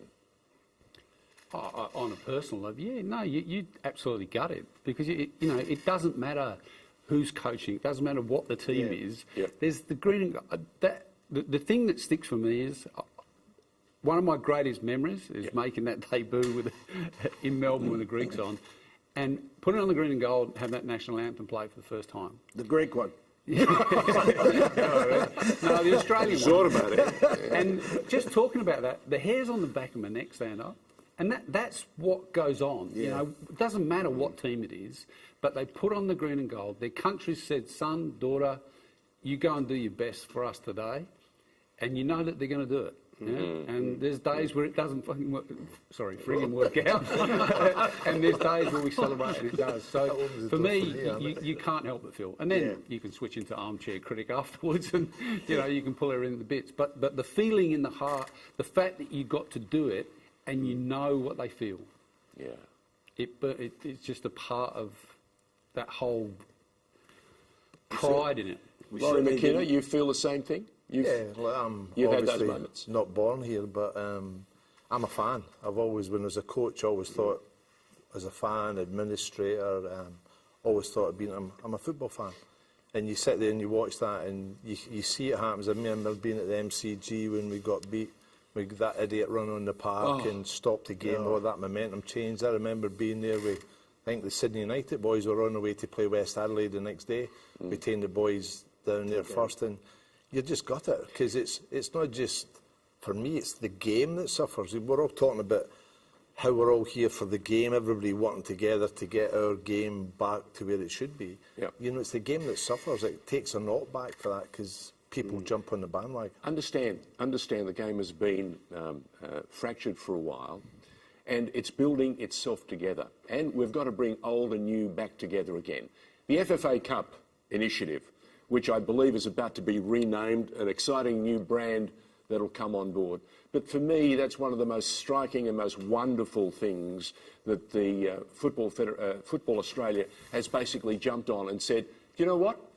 We were first in this country with a national soccer league, the NSL, right? We were the first football code to go national. Here we have the first national knockout competition. So again, we're breaking new ground. We're giving 600, 700, 800 clubs each and every year a chance to showcase their young talent. It's unbelievable, George. I look at my grassroots and the grounds, club. the various grounds. My grassroots club, I think, got to the 5th round. So they were one game away from playing an NPL team. Park football team, all of a sudden playing semi-pros. You dream of that. Oh, the fantasy. A few weeks ago, Apia beat Wanderers. A few years ago, Apia beat Melbourne Victory. I was jumping about the house just because I played with Apia. Big shout out for Billy McCall from the Celtic Supporters Club. Why do you need to spoil things? They won the first game in 5 or something, 5 or 6. Yeah, but Andrew's got them first now, mate. The campaign of Bentley Greens, who were in the NPL. Great stories. Taking on, I remember the game against Perth Glory, and it was at their home ground in Cheltenham. And let me tell you, the first 20 minutes, Bentley Greens had 3 distinct chances, 2 from corners and 1 from a broken piece of play. Had they scored, let me suggest to you that the sphincter muscle in the Perth Glory dressing room would have tightened appreciably. Did you just say what I thought you said? I said sphincter. The muscle. A very special muscle. The muscle. Yes. Whenever you get up and do the Zorba dance, you use the sphincter muscle. It's 20 past 4. This is not late night viewing at the moment, George. As players, that's the stuff we all dream about. Me and Wadey were talking about, we never ever played with a rep team when we were young. You know, we got a chance later on, but these are the things you dream about, scoring that winning goal, playing against the team you support. I always wanted to play against Rangers. I never played against the first team. I played against the reserves and played against David Mitchell. I never knew Mitch then, but you look back later on and go, Mitch played against me then. Sliding door moment. But you've got who realised that first, you or Mitch? Me. He didn't read much. I was his assistant for 5 years. I remember the first game. Mitch is a pioneer, let's be honest. I mean, one of the first Aussies, Arnie, I mean, we needed pioneers. Craig Johnson was like a benchmark. Correct. But even Jakubanović's and, mate, before that, you talk about when Mitch went over there, he could have learnt to iron, because when I was at Sydney United, I had to iron his shirt before the game. Listen, guys, we talk about the 50 years going back. We mustn't forget also the Joe Marstons of the world, who were brave enough to leave our shores because they had a dream, and that was to play the game at the elite level in Europe. And Craig Johnson, I think I remember in an interview when we worked together at Channel 9, he said to me, I was too afraid to come back until I made the journey and completed it to an extent and proven to all and sundry that the journey was worth it. And I'm reminded time and time again, every time we lose, we learn more from our losses. As a coach, Arnie, we learn more from our losses than we do from our victories. But the media sometimes only cares for the headline, and sometimes it's a cheap headline. And my response always is, understand, the boys and the girls will learn more, and will the coaching staff. And the challenge next time is, when you get on the pitch and those opportunities present themselves, what are you going to do then? And that's all that matters, isn't it? 100%. Yeah, 100%. But just to add to the specialty playing for the Socceroos, if you just imagine, I gave Marco Tilio the 618th cap. Thank you very much. That's quality young over man. 100 years, 618 people have played for the Socceroos. That's 6 a year. That's not that's crazy not many. when you think about how special it is. And I say to the boys all the time, like Wadey played 115. Not good ones, though. Sorry, okay, one good one. He's always been his own critic. We've got a goal. We've got a goal away somewhere in the vaults. There is a goal. There is a goal. We dug it up. We've got it. We've got goal? Was it own goal? No, it's not an own goal. No, was it? Let's show Wadey in his element against Argentina. Have a look at Wadey score a goal. We've got something here for you, no doubt. They carried all before them then. It hasn't been the same in this competition, and Ola and Shaw has found space on the right. Cabrera missed it. Graham Arnold tried to manufacture something here. 30-metre screamer. It was offside. VAR. See that, Andy? See that bit of vision there? And I ran over and you just... I chased it. There I am, SBS. See, there I am. With black hair. The kid who jumped the fence got kicked out. Right. But I think Arnie talked about that earlier. The crowd should have been full for that game. It should have been full. In Argentina's defending, from the moment they let Oliver Gary Ballard, the referee, got strangled. That's right. By Frank Farina scored a or died for a he penalty. the player grabbed him by the throat. round the neck. Remember that? I don't know how to say this, but right in the middle of that passage of play, there was a Graham Arnold ball pass. A moment. The moment that opened the door for you. Did you read it? Did you read it? No. Never mentioned that, did you? No. You know, and again, each and every challenge, each and every tackle, and each and every moment is extra special when you've got the green and gold on. What was it like for you, Tony? Well, you know, being from a different part of the world and coming out here and sort of starting with the National League, going through, it was absolutely the proudest I've ever been playing for Australia. And we're just talking about, you know, how it felt when you see Australia just falling at the last minute, but everything was learnt, and that 2-5 game against Uruguay was the cherry on top of the cake for everything that we did right. And it was that was the most amazing night I've ever been to. Sitting there with all these boys around me, Socceroos around me, a lot of them with tears in their eyes when John scored the goal. It was fantastic. I had my brother out from the UK at the time, and he's a former professional. And I said, look, I'm going to Australia again tonight. He said, what do you want to do? He said, I said, I'm going to see Jimmy Barnes. I said, no, I said, look, exactly, probably. And I said, no. So I managed to get, strangely enough, 10 tickets. I rang up David Fitzharris. I said, Fitzy, I said, can you wangle a few tickets? And he did. Yeah. He did. Got 10, like a little box. Yeah. What did your brother say? He said, thank you very much. He said it was the best night I've ever had. There you go. Can I remind you of something? We have in this country a mainstream media that's not always been supportive of the code. Yeah. Yeah? Shock horror. Shock horror. Yeah. And I can remember that night at the MCG when we were 2-0 and flying. Stephen Quartermain, Channel 10 colleague of mine, said to me, as the national anthem broke out, he couldn't believe it. He said it's the greatest rendition of the national anthem. And this guy is wrapped in the AFL, Australian football, you know, the Aussie rules. And for him to actually give any credit to the round ball code, to the world game, is difficult. And he openly, without missing a beat, said that promised to be the greatest sporting occasion I can remember, and it was marred by that clown. Now, you reflect on that moment, and he said our history could have changed that night. It should have. Because there would have been thousands who would have stuck forever. Yeah? Because that's how special the game can be when it's played at that level and we do something that just galvanises a nation.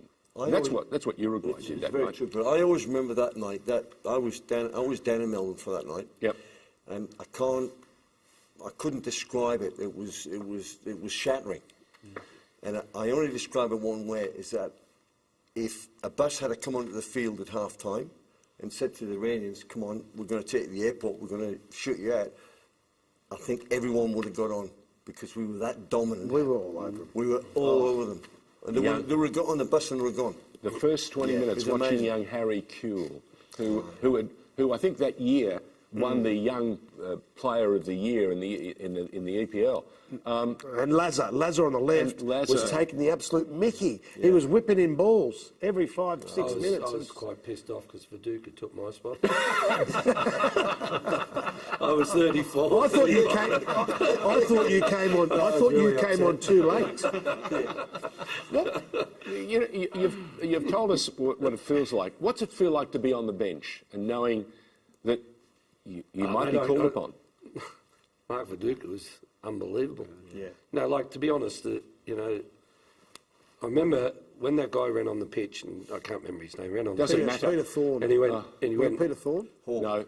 And they had to fix the net. I reckon there was about half a dozen players that came over to the bench saying, we're going to Paris, we're going to Paris. Oh, no. And I remember Venables going, no, it's not over, it's not over. And they made that sub. They brought the guy on who scored the second goal, then they took him off. Yeah. Right? And I retired straight after that game, but I'll never forget in the dressing room, Venables was distraught.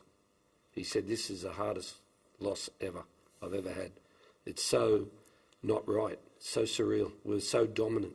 We should have won by 5 or 6. We never lost a qualifying game, did we? Yeah. We never lost one game. Easy. How do you feel that squad would have done in the World Cup finals, Gary? That one that failed. Oh, mate, you can't play those games. Yeah, but you can. They'd have won it, George. I wouldn't have. Hey, Arnie, I've got some good news for you too, mate. What has he got? I got footage of Graham Arnold. Oh, no. Let's go to the tape. Let's go to the tape. The commentator's not bad. The ball inside. Yeah. Graham Arnold. What a commentator, eh? Carl Reed, the provider, and Graham Arnold, the executioner. Look, I have to be open and honest and say that if it wasn't for Frank Arock, I probably would never have had the life and the career that I've had.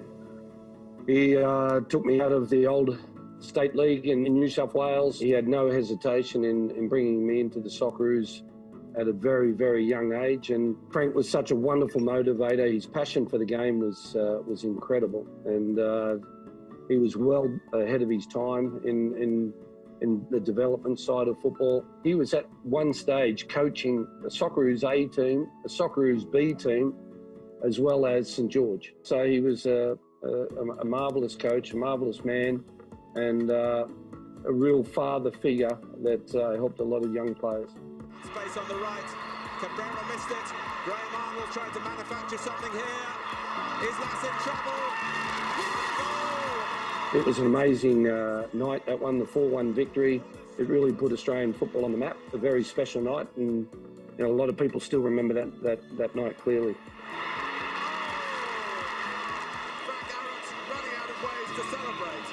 I have to say he was so angry after the game because there was only 19,000 people there. He couldn't believe that a team that had won the World Cup in Mexico with Diego Maradona. Obviously, Maradona was pretty much the only player that didn't come out to Australia for the Gold Cup, for that tournament, that there wouldn't have been a full house.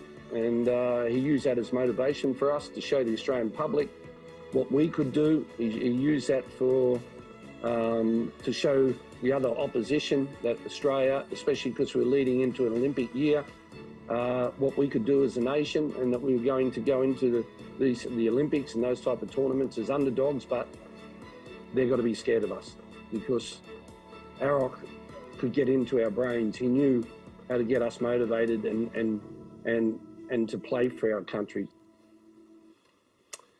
Graham Arnold. Huh? Frank Arock meant an awful lot to you.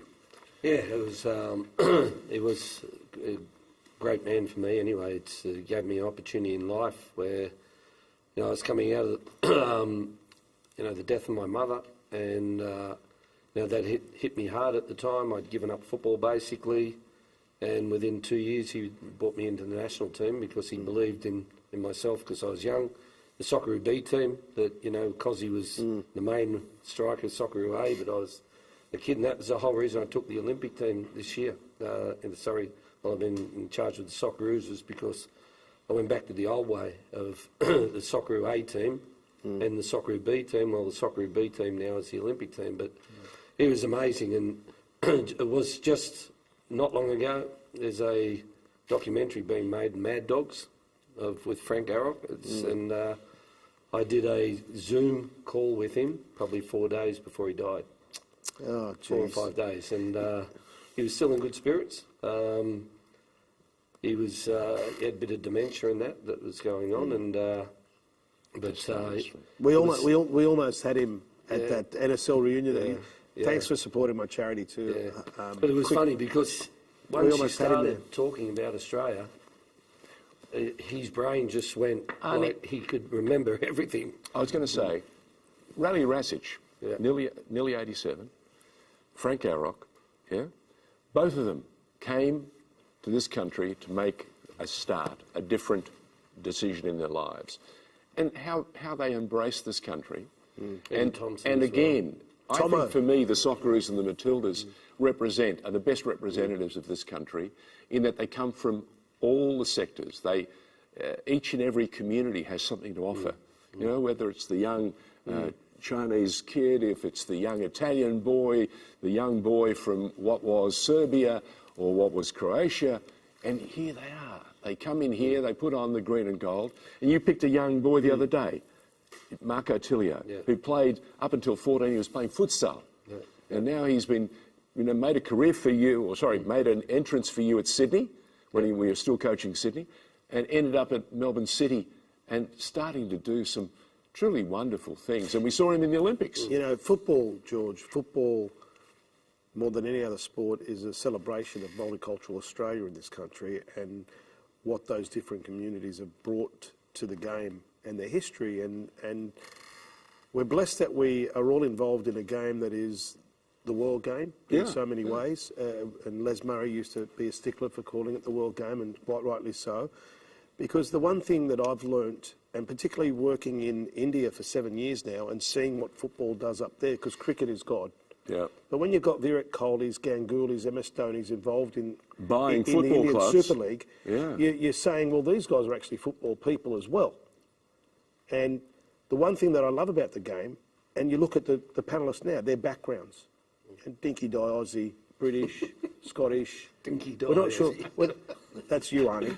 Thanks, buddy. but not so sure. We're not sure about Wadey. But the thing's this, that ball, and these guys would have gone through it as kids, as we all do, it doesn't discriminate. It embraces your race, your colour, your religion, your history. As soon as the ball's there and you're at a park, the first thing you want to do is play. You want to play, and you want to play till your mum and dad are calling you to come back home for tea.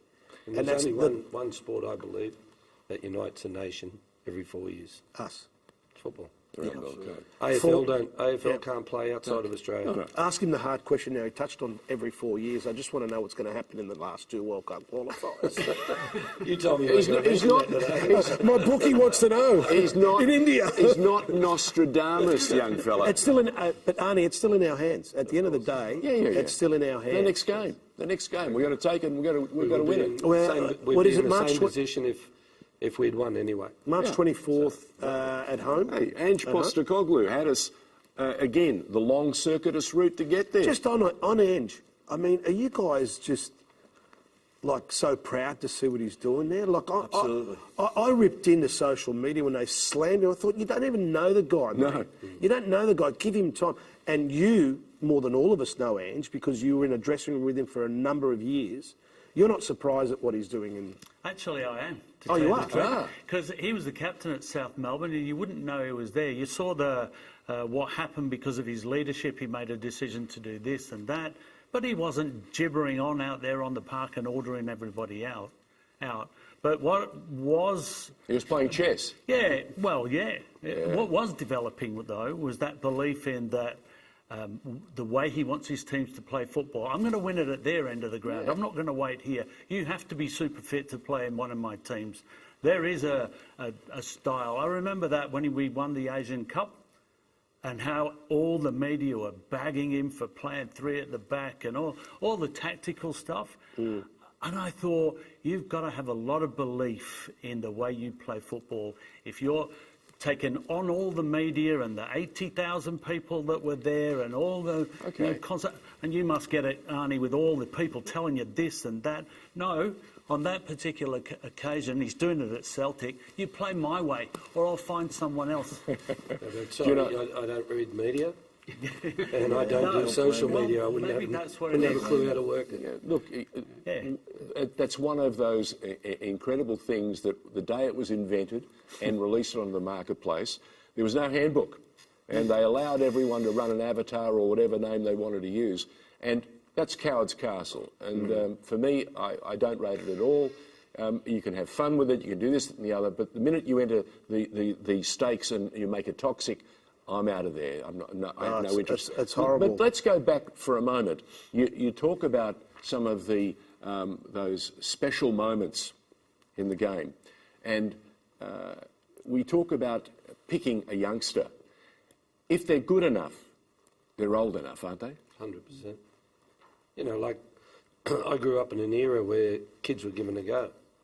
And I'm not being negative at all. I know this is a positive show and that, but you know, I truly believe that since the A-League started, kids haven't been given a go. And there hasn't been the opportunity for them to play, except for when COVID hit. And they've had to use them. And they've shown that now, that we have the quality. And, you know, even, again, when I took over the Olympic team, you know, at the start of the campaign, there nearly wasn't enough players to even go to Thailand in the A-League. And luckily it was in January, and I was able to get a lot of foreign players across. Then, you know, now they're playing more often. They've gone to an Olympics. They did shock the world by beating Argentina. Our second game, Spain, 82nd minute, conceded, but they're playing against the best. Yeah. What I believe that they took out of that Olympics was they all went home, the individual, and they actually believe that they belong. They know that they have the quality, but they just need to do it more often. Arnie, and to all of you, to run out onto a pitch with thousands in the crowd, we talk about having the courage. It must be incredible. 80,000, 90,000, 100,000 at the Maracana, and you're playing against a nation that doesn't want you to get a sniff. Talk about courage. Let's talk about courage. You played overseas. I didn't How play was overseas. Is that what you were going to say? Well, he did. No. You George, didn't travel. You didn't travel well. Very You didn't travel quickly, well. You said you taught. It's the pressure of playing again in front of 80, 90,000 people. Yeah. It's worse playing against Sydney, Croatia at King Tom than it is against Argentina. Are you serious? It's that Shivapi smell that comes across the pitch. You're hungry. Yeah, everything they say. I thought when I first turned up at South Melbourne, that was welcome to our club. Welcome to Australia. You know It is. Yeah. It is, Wadey. You're the best. It was brutal, wasn't it? But walking down King Tom down the steps to go on the pitch, you know, I would have hated being the away team because it was just like a cage. Yeah, It was. You've had some golden moments playing against some very noisy fans.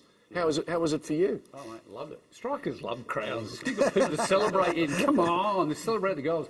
For me, the Lambert Park, tough. Yeah, but for big Melbourne boy, obviously, South Melbourne, Fitzroy United, who became Heidelberg, those derbies in front of full houses, essentially, wherever you went. The atmospheres was just electric. Didn't matter. If you won those two games, it didn't matter where you finished on the ladder.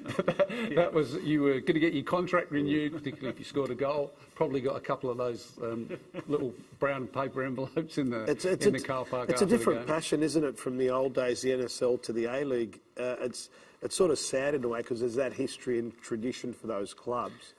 There's passion in football at all levels, obviously. At all levels. But when I look back Even at those futsal, old videos and going to, say, King Tom or to Marconi Stadium, it doesn't matter where you went, all of a sudden you were going into, it felt like you were in a gladiator's den. The battle's about to begin and we're all going to be celebrating one way or the other. There was no celebrating when I went to Knights Stadium as president of South Melbourne. I never had a problem at Knights Stadium. How are we? The first games I played for Sydney, Croatia, you called them Sydney United. Sydney, Croatia, we played against the Vala. Oh, yes. I was a young Aussie kid from Sylvania. Yep, learning Croatian. Had no idea where I was going. I got sold one night. Dobrovec. Yeah, I ended up from Sylvania to King Tom out in Denser Park. And I turned up to the game we're playing at Knight Park. Knight Park, and open field. Croatian fans to the right, Avala fans to the left. And I'm thinking, okay, where do the players go? Straight down the middle. Correct, Wade. And about 10 minutes into the game, I was playing number 9, central striker, and Mario Kovacic was one of the midfielders on the right-hand side. Good player. Anyhow, throw in. On the right-hand side, he goes and gets it and throws it in. And I'm looking, all good. Left-hand side, Arnie, you're throwing. So I think, well, I can't never throw the ball. And he said, no, you go get it. You throw it in. So all the Serbian fans. There's a Hessian thing, got burnt down. Oh, God. They were great days. My first game in the National League here was Heidelberg versus Preston at Preston. And I got in the team bus, and it was only like 5Ks, 10Ks. I went, why are you going on the bus? We got there and the Safety. stops when on the horses, and I thought that was just for Rangers Celtic games. I thought I've came to Australia to enjoy my football. What was the hairiest moment for you guys? We got locked in Pratton Park for about an hour and a half. What did you do? What did you do wrong? It was actually funny, and I shouldn't really be saying this, but we were playing, and the week after, because I think at the time we had about 6 or 7 internationals in the team, and the week after we were playing in New Zealand, and you know, big Jim Zeros. Yeah. Jamie was going crackers, he was smashing everybody, and he's caught me, and I've gone dead. And I thought he was coming to pick me up. But as he was picking me up, he was giving it to me. So I've excuse it, I've just gone whack and smacked him on the nose, and he's gone down. And everybody saw it, except the referee and things like that. And we just locked in the dressing room for about an hour and a half afterwards. And it wasn't until years later that, I don't know, I was in a queue somewhere in Marrickville. And you saw Jimmy? Jimmy was standing in front of me, he turned around and looked off. He gave you a headbutt. Did he turn around? Did he give you the old... Give me a Liverpool kiss, man. He probably turned around and said, hey, Hendo, I still have to get you back. Yeah, I know, but it's always been hairy. Like, we're playing at Lambert Park, and Paul Carr's taking the throw-in, and you know how close it is to the very crowd. close. And you've got the Italian derby. Yeah, with an umbrella trying to go around the neck. And said, Paul, throw the ball and get out of there. You know? Well, there's been some good stories like that. Yeah, you've got to feel for all the goalkeepers because they hear the entire conversation. They get everything at Lambert Park. You know one thing that rugby league did that I always thought that we would, but we always had that theme. Rugby league used to have multicultural days. At the Bulldogs, I did a few things with them back in the day, and Graham. The AFL does it to a lot a of people degree. wouldn't know that Graham was a goal-kicking coach. He showed rugby league players how to kick footballs around the corner style, not toe poke them and hope for the best. But they used to have multicultural days, and maybe the time is right for us to celebrate our multicultural background by having a multicultural round. Well, just saying. We'll get the lady with the umbrella. We'll get the lady with the umbrella. Andy, I don't know how to break the news to you, but we actually do have a multicultural round in the A-Leagues. And my thoughts on that are really clear. And Gary will validate it. On the old NSL, we used to get up in the morning, go and play football, and every game was multicultural. You know, you think about going to play this team and that team, you'd know by the food, the cevapcic or the Slovakia here, the smells and the fans. That was just it. That's what was where that. You know the other giveaway? The ground announcer would read out the team lineup: number 1, Papadopoulos; number 2, Dimitriadis; number 3, Paschalidis; number 4, half-time, swap sides. The best thing is at Heidelberg, they've still got the bottle of Johnny Walker that they've been raffling off at half-time for 50 years. 50 years. No one's ever won. No one's ever won it. That's how they make their budget, Graham. It's just amazing stuff. What are the lessons, though, that we can learn from the past to take into the future? What can we do better? What can we do?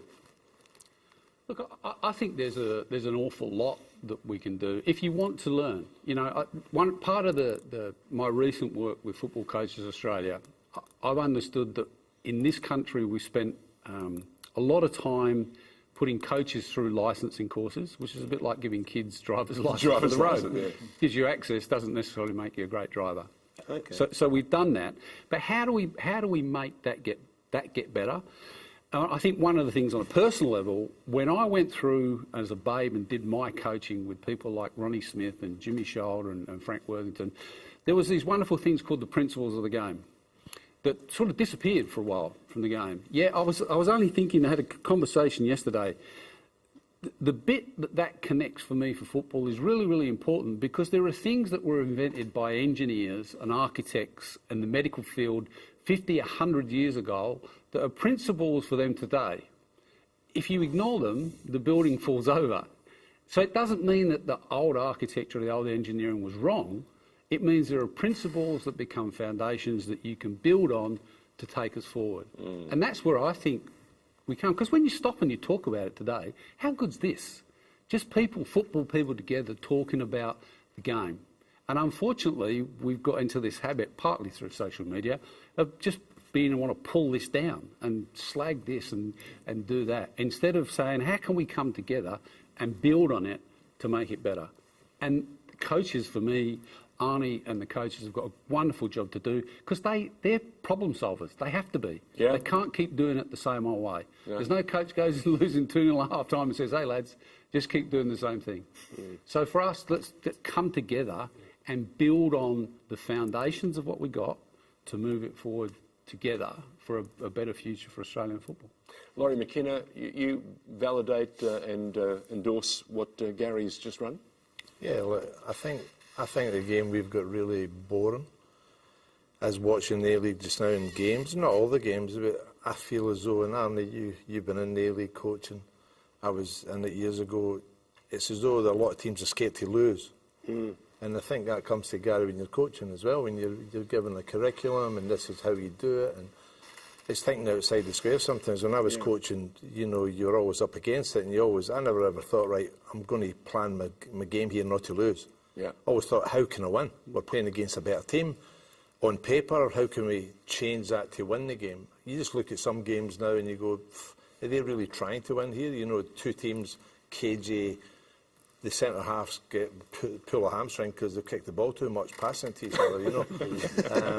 But that's my feelings, is let's have a crack again. Let's have a crack and engage the fans. You know, I feel as though the fan engagement, the FFA a few years ago and Melbourne Victory, their great support, the North End, South End. They're coming back. They're coming back. Victory have really started this year. They've done really well, but you look at a lot of other teams, like Western Sydney, Newcastle Jets, even the Mariners, you know, these guys, they lost that because they never got showed the love. Yep. Everything was hard, everything was... We must never forget too, though, the effects of COVID. You know, the governments have spent 2 years scaring the Australian populace, and you can't expect, you know, an invite on the weekend and people to say yes, especially if they're family people. Melbourne Victory, a lot of young, fit boys and girls go along and happy to go along and really embrace their side. Melbourne City, who are now champions of the A-League, slightly different. They have families. Now, you're asking families to discount all the challenges and come to the game without missing a beat. It doesn't happen. I agree. And yet, if you listen to the social commentary, it's the worst possible time. The truth of the matter is, let's use a little common sense. We've been disrupted terribly. We are building this game, and I tell you what, I've watched the last 15, 20 I've watched a lot longer than that, but the last 15 years, there have been legitimate reasons that the game has drifted. But with the advent and the arrival of the FFA Cup, and soon it'll have a brand new brand, and it'll be a super exciting one. I can see more and more clubs putting their hand up across Australia, wanting to be one of the teams that vies off for the opportunity to play in Asia. Can you imagine? Yeah. Tomorrow we've got Central Coast Mariners up against Victory at Amy Park, and it's on for young and old. And both sides. Cup final. Yeah, good sides, but anything can happen. Yeah, look, I just think that we've got to work together. Absolutely. You know, I think if there's one thing COVID has shown everybody around Australia, is there is 6, 7 states. And they do everything differently. Federation has failed us, correct. And they do that, they do everything their own way. Yeah. In politics, but also in the way that all the states have handled COVID is exactly the same way football is. Yep. Everyone in every state is doing their own thing. And first and foremost, it's not best for the game and not best for the kids, the politics.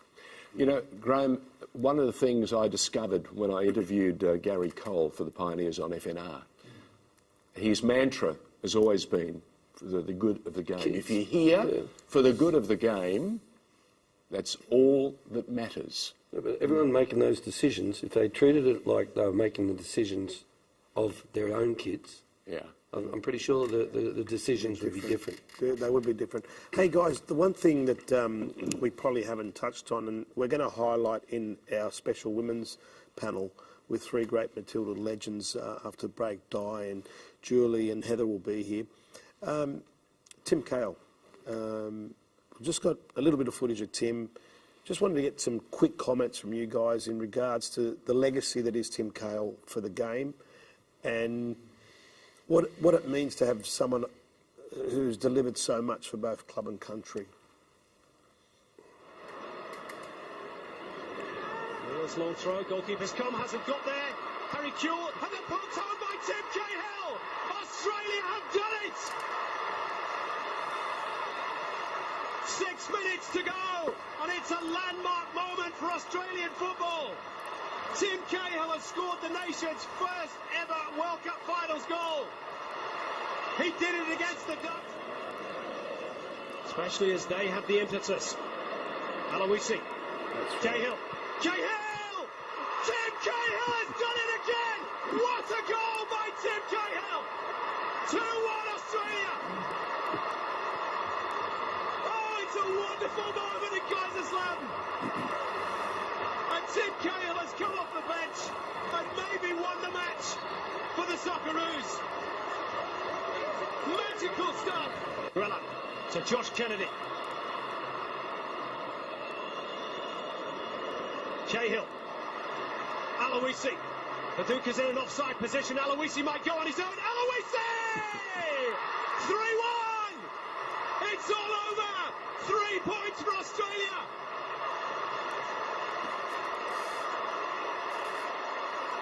What about that? Japan have collapsed in the... Paul Wade, what about that, huh? Oh, that was very special. Yeah, at all the functions I was at, I've never seen so many people hug unknown people in my life. We just couldn't care. But you know what? I think he provided moments where we all talk about it going home in the car. Wow, what about what Tim Cahill... Did you see Tim Cahill do that, Dad? Wow. And if you've got a footballer like that, and we've got plenty of strikers out here who've enjoyed moments like that, but that was on the world stage, so it's very, very special. I just can't... You know what? He's not one of the best that I've seen. He scored more goals than anybody else, but, well, almost as many. Samantha Kerr is there now. But it's... I know where you're going with this. He provides those moments, those... But honestly, I can see 3 guys here who would wipe the floor with... Let's see them play on the paddocks that they played on. Right now. Well, am I wrong? Yeah. Wadey, you are right in that. He's a unique package. What Cahill has done is he made a career for himself in the EPL, an Evertonian forever and a day. Yeah. Frank Lampard wants him back. And Frank is a shrewd cookie. And I noticed that Frank has already pinched Dele Alli from Tottenham because he feels he needs a little of invention at the front.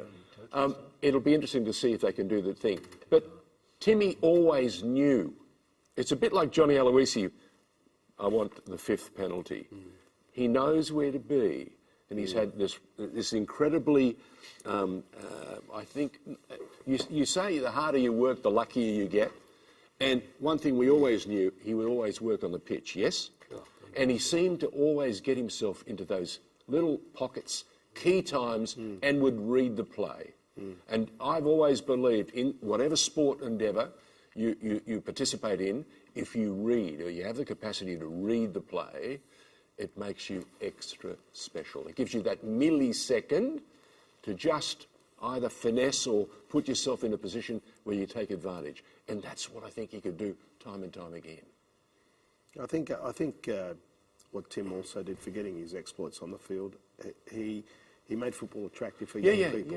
Yeah. For that next generation, very aware. They all grew up, they wanted to be Tim Cahill. Culture kings, mate. And Culture kings.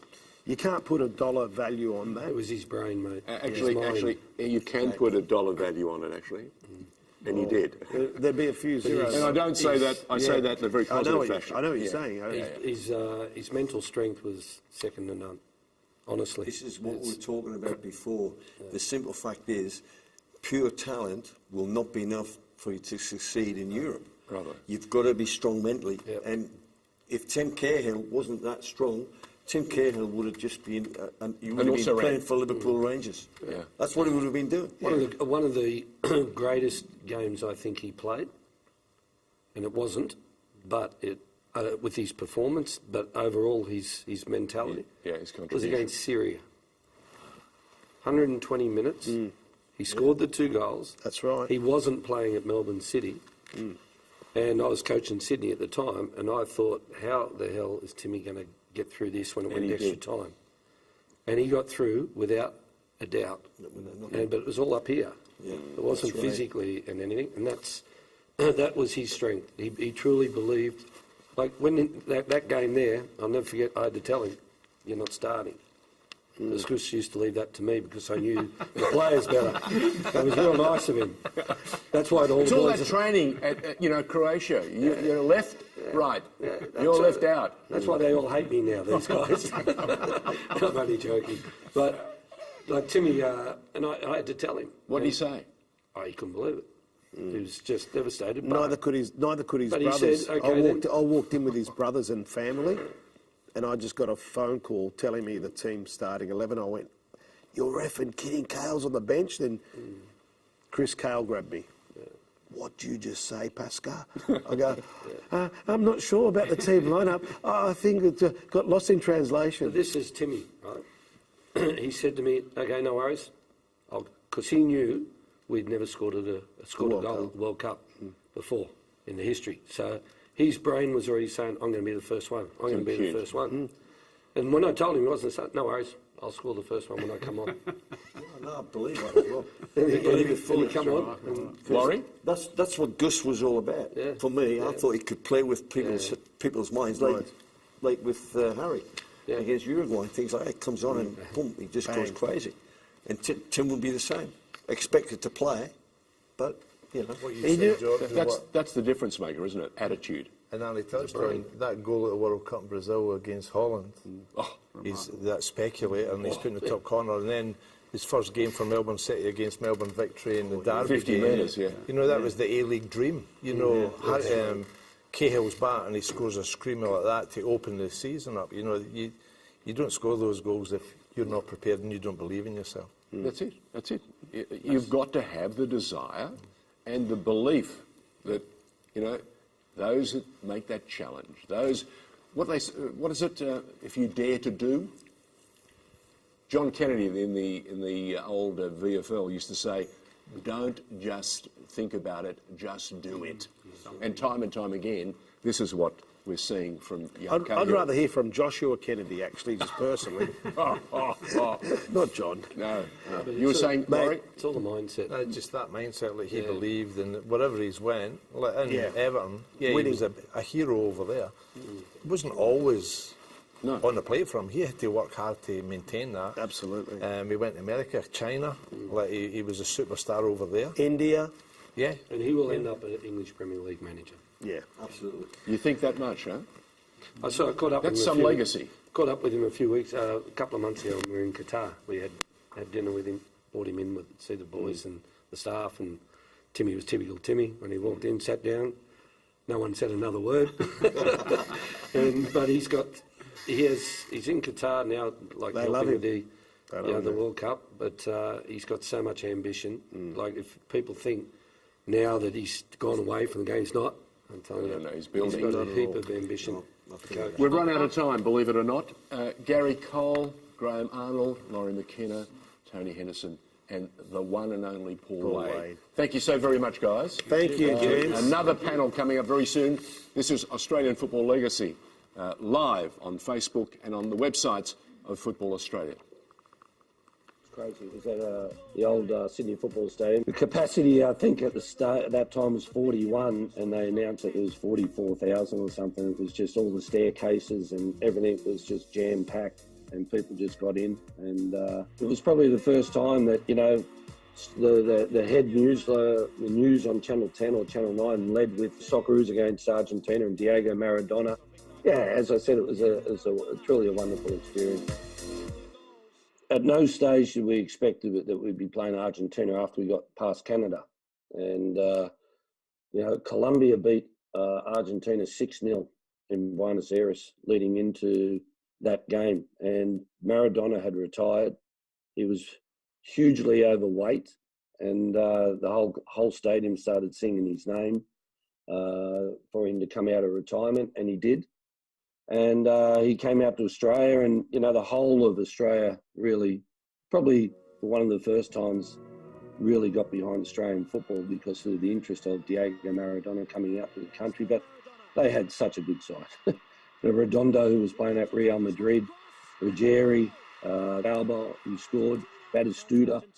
And, you know, we drew 1-1 in Sydney. We put on a fantastic performance. Australia back at 1-1. I was playing up front, and I was like, they used to call me the Lone Ranger because I was up there all on my own.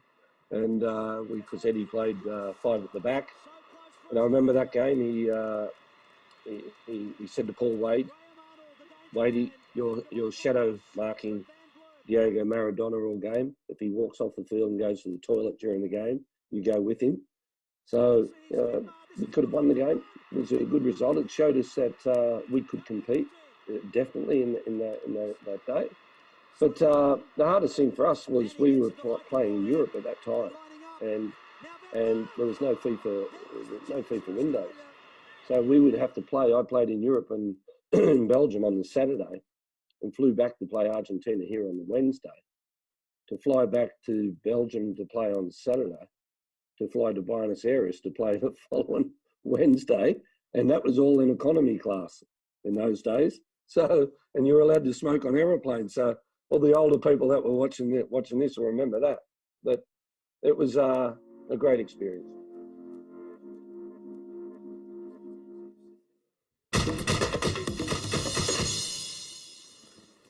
We're back.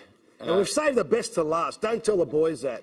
They've all left. Have they all Raleigh still here? I had a show to do an intro here for you. Oh, sorry, mate. Sorry. I'll sit back. Sorry. Andy Paschalidis, George Donikian. It's the Australian Football Legacy. Live on Facebook and also on the website of Football Australia across the country and across the globe. We've been supported by a great number of people watching this. We call it a telecast or a stream. It's a live stream right across the globe. And we've been paying tribute to the round ball code, the world game, the one that's enriched Australia for a great number of years, but we've only had enough time to talk about the last 50. And we've had an opportunity to talk to some sensational people from the great pioneering days of Rale Rasic when he took that bunch of part-timers.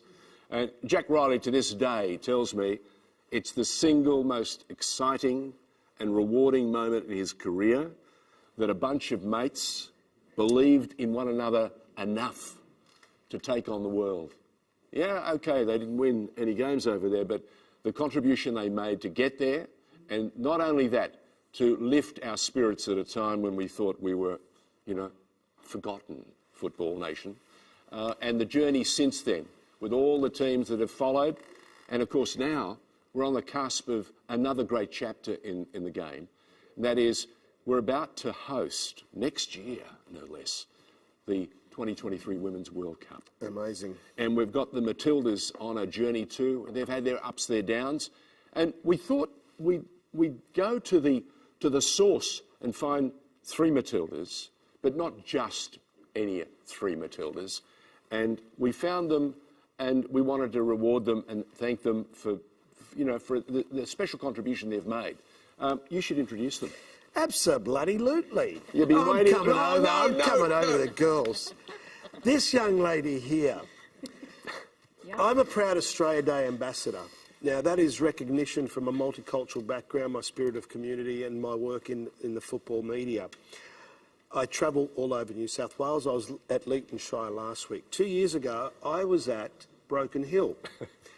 I know the Allegich name. I didn't realise how much of an influence in the game Allegich does have. Yeah, or how extensive it was. Grandfather Marin was the founder of the Broken Hill Football Association 1938. Around about that era, 1938. The family business is still there with your jersey inside. Your brother Richard, I recall, commentating young Socceroo games. He transitioned from NSL to A-League. Then Richard Arnold called Pacific Soccer Camps. Your dad played, your uncle, is it Colin, your uncle? My father. Oh, no, what's your uncle's name? Joe. He's a cousin. A cousin? There's a lot of us. It's all in the family.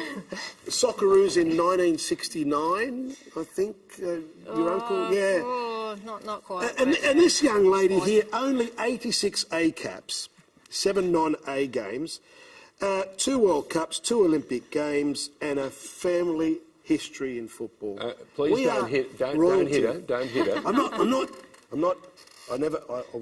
I would never, ever. Andy, her nephew debuted for Adelaide United. When? This year. Yeah. So. Holy How did you miss that? You haven't done all your research. I was in India, sorry. This lovely lady happens to also be the CEO of Taekwondo Australia. So don't argue. Well, I won't I've got argue a with good her. left boot, don't worry about that. You know about your left boot. Congratulations for your induction to the Football Australia Hall of Fame last week as well. Heather Garriock. Now, just a lazy 130 games, 20 goals, 3 Who's World counting? Cups, 2 Olympics. She's won titles in Denmark and Sweden and played in the States, played in Asian Cups, won W League, just played a little bit of football. As a sidelight, she's a mum as well, and she's a lovely... I saw a beautiful post for the Matildas, your kids doing that post. It just made my day. That shout out to the Matildas. Heather Garriock. Did you mention fierce competitor? Absolutely. He just spoke about winning, and I think that's an A. That's enough. That's enough. Now, this young lady here Thank you. made her debut at the age of 16 in a 6-0 win from memory against Hong Kong. Yes. Now, that was in 1987. Is it true that in 88 you played in what they called the first satellite World Cup? It was a precursor for the Women's World Cup? Yeah, well, it was called the Pilot. The Pilot World Cup. So you were a pilot at 17. Pretty smart. That's not We're pretty bad. smart, Julie girl. Murray, this gets better. 68 A caps, am I correct? 19 goals, 2 World Cups, and what intrigues me about this lady, you work for the Australian Radiation Protection and Nuclear Safety Agency. Yes. What do you do there? Oh, a little bit of this and a little bit of that. Is that at Lucas Heights? No, we regulate Lucas Heights. Okay. So, Do you know Jerry Triani at Lucas Heights? Andy, Dr. Jerry Triani. Just checking. Andy, just checking. if you look carefully... Okay, that's the show. We'll see you next time. If you look carefully, she glows in the dark. And that tells you the radiation's Now, working. you know what? Collectively, if my maths is correct, I'm talking about 319 appearances. We've got football royalty all day here, and we've saved the best to last. All due respect, gents. Let's get the hard part out of the way, George. Yeah, First. go on.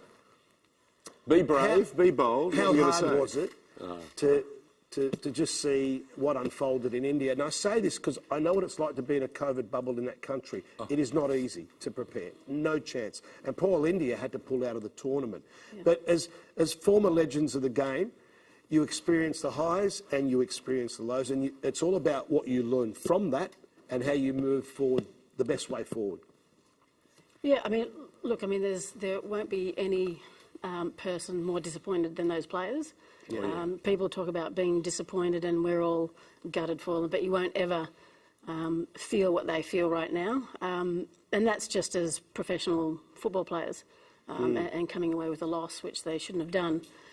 Even in the earlier chat with the fellas, they talked about learning from losing situations, and this is probably will be their greatest learning, and that they have to take away from it and move on to the next tournament, the next training match. So I think they'll learn. I'm going to learn something right now and remind Andy that you're never a former legend.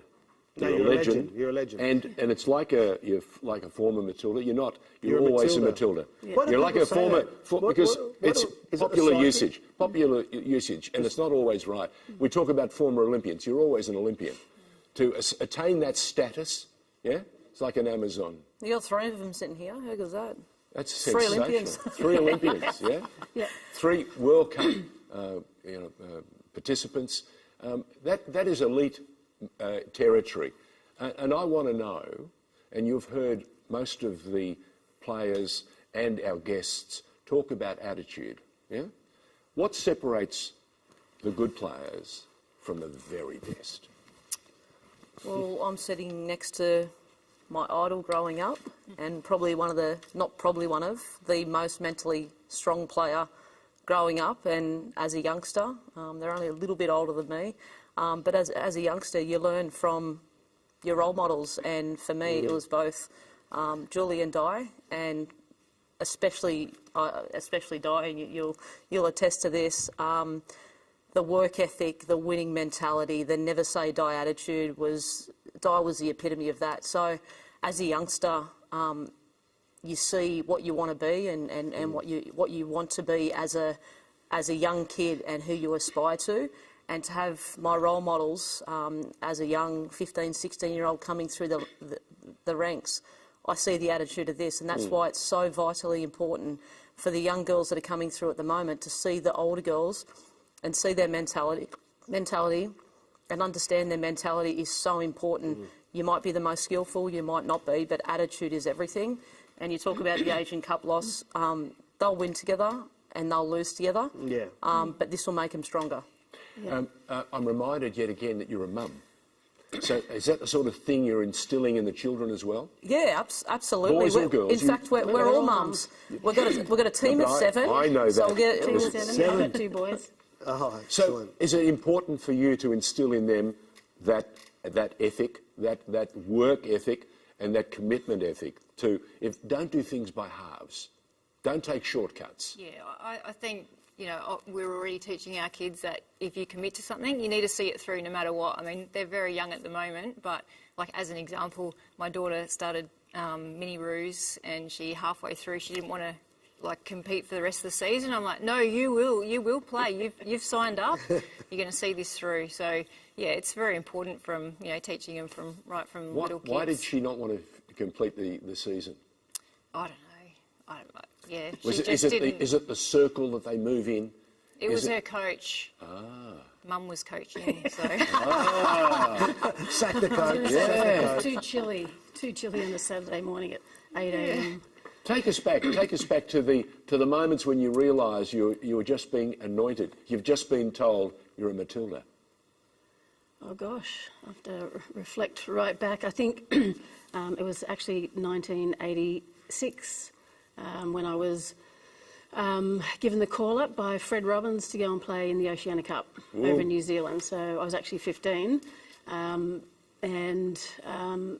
I remember distinctly because being up at Bruce Stadium in the outdoor pitch, because we didn't get all the good indoor pitches and that sort of stuff, and I just remember just sitting there with all the older players and just sitting and just going, I'm just going to be the biggest sponge, and just listen. And I think that's what, how I carried myself through my entire career and what I, in terms of just listening and learning and listening and watching all your peers and all the other teams and that sort of stuff. Because you can learn from younger players as well and people that aren't as experienced or aren't in the Australian team. So just, I'm like an open book. Were you a great reader of the game? I'd say I was a very good reader of the game. Yes, she was very phenomenal. Good. The coach over here, so you were very quick. Phenomenal. Yeah. Yeah? And what gave you that drive? I think it's just innate. It's just intrinsic. It was just. It's in the Allagich DNA. It is, and I don't think you can teach that to kids. No. I don't think that you can. There's no passageway for them, and you have to teach them this to get to that point. I think it comes from within, and you can't teach that. It has to be up to that individual. And you find people at that level, they all have that. They all have that drive and desire to be the best they can be. And for me, it was just, I just always wanted to play for my country ever since I was probably 5 or 6. So I just had that drive, and I didn't even know the Matildas existed. I just knew that that's what I wanted to do, and that's what I wanted to achieve. How tough, though, that journey, because back then you would have been trying to balance everything, work, family, football. You're not full-time pros. You want to represent your country, and you're away from home, you're in training camps. That must be Your tough. job might say that whole no. cycle. That whole cycle. It's different now for the Matildas because the bulk of them are playing professionally all around the world and are full-time footballers. Yeah, it was a really tough time, but to be honest, I wouldn't have it any other way now. I look back now and I'm so grateful for the times that we did have together and how hard it was, and I think that made us, you know, the Matildas that we are now, that never say die, because we had to have full-time jobs. We had to come into camps when we could and scrape money together just to get to camps. I remember the '99 World Cup. I had to pay for my bus ticket to get home from the World Cup. You know, things like that. What? Yeah, I know. We're learning. Yeah. So, but you know, as I said, like that made us who we are. It made us the team that we were, and it made us so competitive. And we sort of fought for everything that we had. And when we'd come together, you know, all the girls put everything on the line. You know, people were leaving jobs and didn't know that they were going to go back to a job. So we were on the same boat together, and you know, I definitely think that made us stronger, and it sort of brought us together, and it just made us best mates rather than, you know, anything else. It was just we had this common drive, and we'd all given up so much to sort of be together and play for Australia. Dicey, I have to say this story because, do you know what, again, as a little naughty 16-year-old coming into camp. Not you, like I said, children are watching. Yeah, they are watching, but I had ambitions similar to Dicey, very intrinsic, wanted to be an Olympian, wanted to play for Australia. But to see the grit, and I'll use the story with Dicey used to get injured quite often.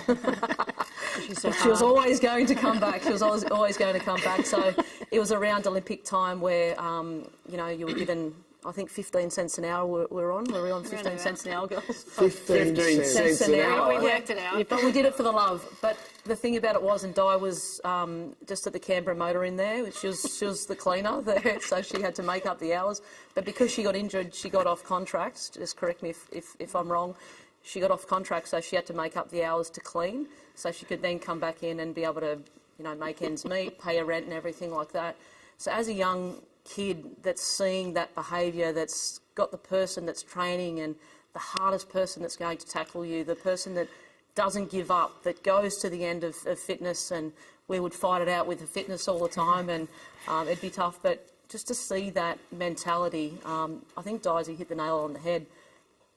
It's building the foundation, and the girls are. It's wonderful to see the girls where they are at the moment, but it's the players that came before us in your era, Julie, and the era before us, and then to see that, and we're the best of mates. Our memories, we could tell stories all day about the stories. Do the stories get better with age?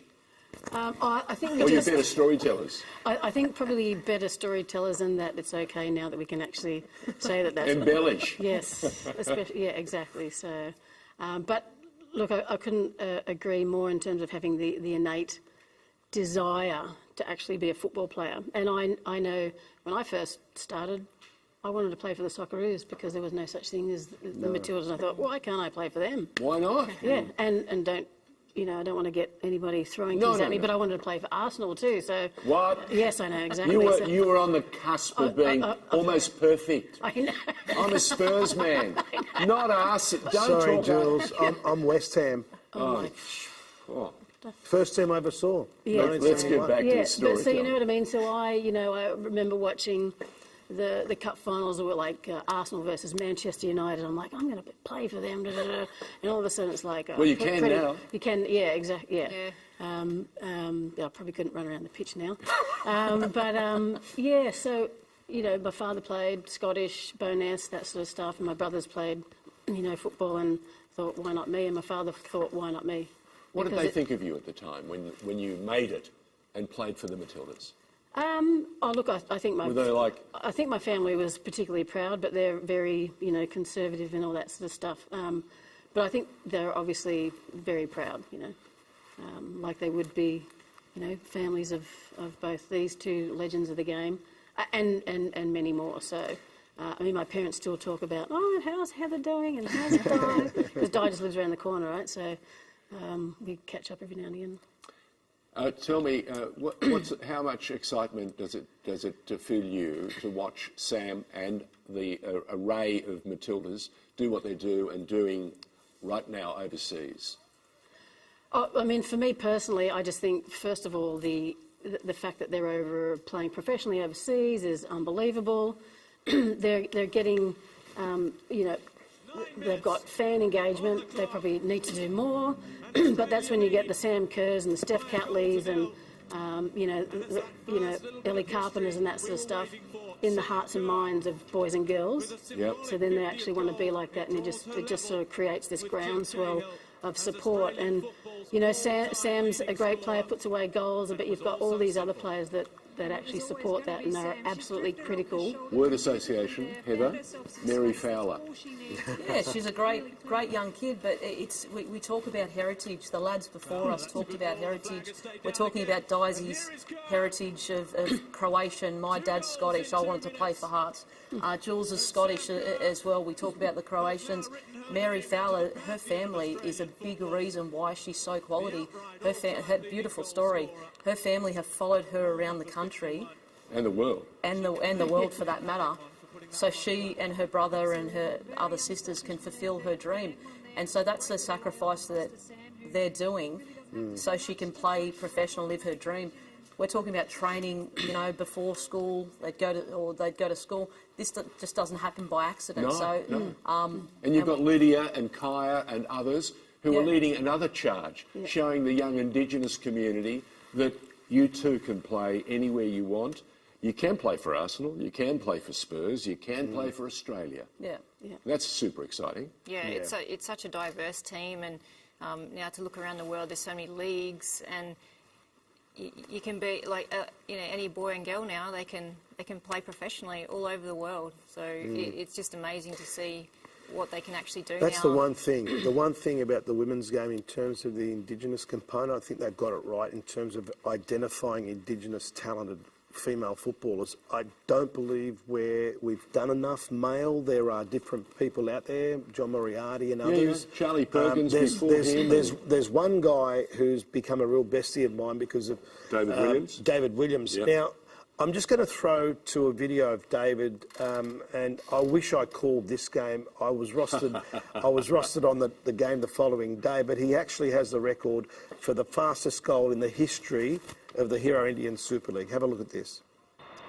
So it is an ATK Mohan Bagan versus Hyderabad, the fourth against second.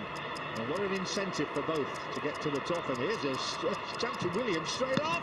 That was it. It's the fastest goal of the season. It's probably the fastest goal in the history. And that is absolutely astonishing, because how many seconds was that for, Macefield? 12 seconds on the clock. And Williams turns around and says, "Why haven't you been playing me?" Oh my God, what a finish. What a start for ATK Mohan Bagan.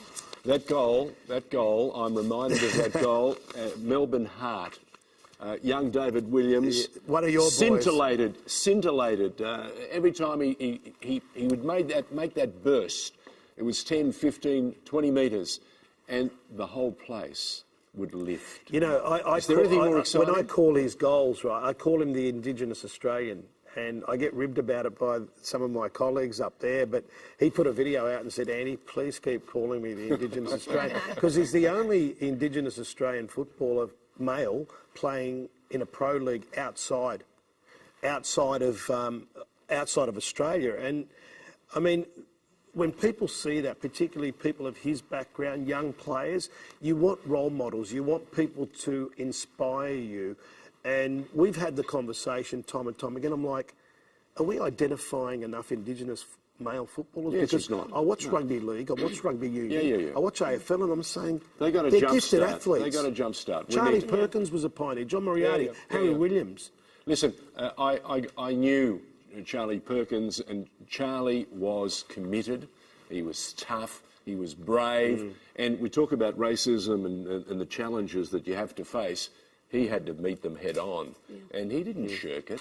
But just getting back for a moment before we cross to David, when a player, whether it's Mary, whether it's Sam, whether it's Caitlin doing something serious, exciting, you're sitting in your seat and you start to levitate. You actually, the three of you can sense when something's about to happen. How exciting is that, even now?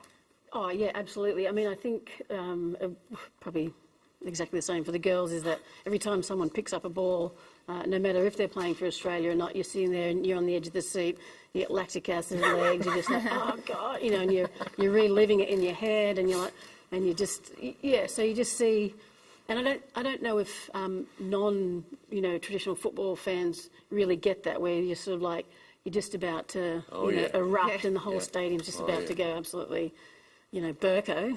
But yeah, I think that a lot of the players have that, in them in terms of just on the end, like you said, Sam's just up there and you're sort of up there with a, sort of help every along. Every time Ellie Carpenter gets the ball, we're like, oh, what is she going to do? Yes.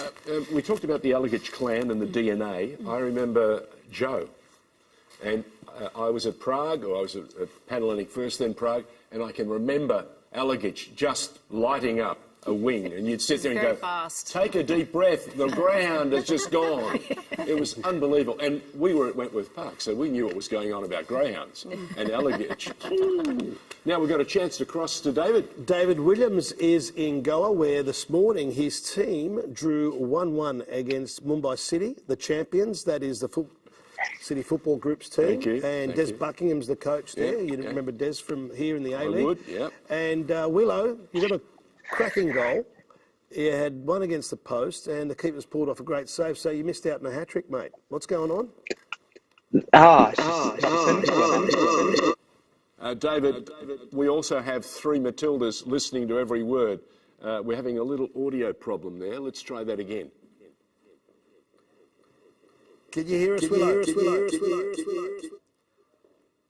We can't hear you at the moment. Actually, he can hear us, but we all can't we hear can you. hear is fabulous reverb going on in the background. Willow, can I just give you a moment to hear from the three Matildas here how much you have excited them every time you've run onto the pitch? He scored some cracking goals over the years. Have you met Willow? No, I haven't met. We are now. Yeah. Say hello to Debbie Allegich, to Heather Garriock, and come on, can you see? Just wave. Just wave. Oh, no. There we go. We can't hear you, Willow. One of the challenges of modern television, and it's been happening for 50 years, our techs do the best possible job. They promise us the world, and lo and behold, there's a glitch. Of all countries, India. I'm not going to say anything I'm about surprised. India. Don't blame India. I'm trying to make I'm sure. surprised. It could be the TOC station trying to find a spot for us. David, at the moment we can't get the audio for you, but can I take the opportunity to say thank you, my friend, not only for the great memories at Melbourne Heart, but for some of the fantastic football. Oh, hello, he's going to write for us. Check it out. Hello. He's going to send us a message. We can do this on the phone, no problem. Has he got your number? He's got everyone's number. Yeah. How exciting is it to see a young Indigenous boy? Hello, I'm in good company. I'm in good company at least. Thank you. Sorry, Willow. Yeah, look, I think it's awesome that you've got a role model, young boys to aspire to, but also as well, not only him, but the Matildas, like we mentioned in Lydia and Kaya Simon. Yeah. David reminds me a lot of Kaya. Very similar players, technically great. And Sam Kerr, people got confused. They thought she has Indigenous background. She's actually got Indian background. Yeah, grandma. Yeah. I got asked a lot of questions about her when I was up there because obviously India hosting the Asian Women's Cup. Yeah. I just felt so sorry for the country itself because they're desperately trying to lift football's profile and pathways and they had to pull out because of COVID. Yeah. Yeah, it was devastating. And that's what a lot of people don't realise. We're easy, the social media warriors are easy to criticise, but let me tell you, Willow's in a COVID bubble, right? And has been living in one for some time. He's not left his room outside of training on the odd occasion and playing. That's it. And look how fit he looks. That's how the girls... Well, I'm told I talk too much. Apologies on the audio. ISL imposing their power That's on me. the Indian Super League. Ooh, talk about censorship on your debut. We can adapt, Willow. We can adapt, my friend. Well, he's showing us how to do it. Absolutely. It's just keep writing, my friend. Keep writing. Hosting the Women's World Cup. Come on, what's it going to mean? In your lifetime, did you ever envisage that would happen? Absolute dream come true. Yeah. Hey, it's just World Cups are what you dream of going to, but to have one in your backyard, and hopefully there's not too much COVID in New Zealand, and it's only going to be hosted in Australia. But you're planning it. Wow. No, hopefully it's not. Jacinta Ardern just got the biggest backhander from Heather Garrioff and she's a fantastic role model for women as well. She is. But look, it's just a dream come true, and to be able to take our children to sit in the stands and to show them the world's best footballers. That's what you love. That's what you love about Heather. She's front foot forward every time. She played cricket. You wanted to open the batting. You'd sit back in the dugout and just watch her peel off centuries. Taekwondo, just don't get in her way. How does that? How come you're? Wait a second. Go on. Why aren't you involved in football administration? On the board. I know you're on the board. I'm a director at Football Australia now.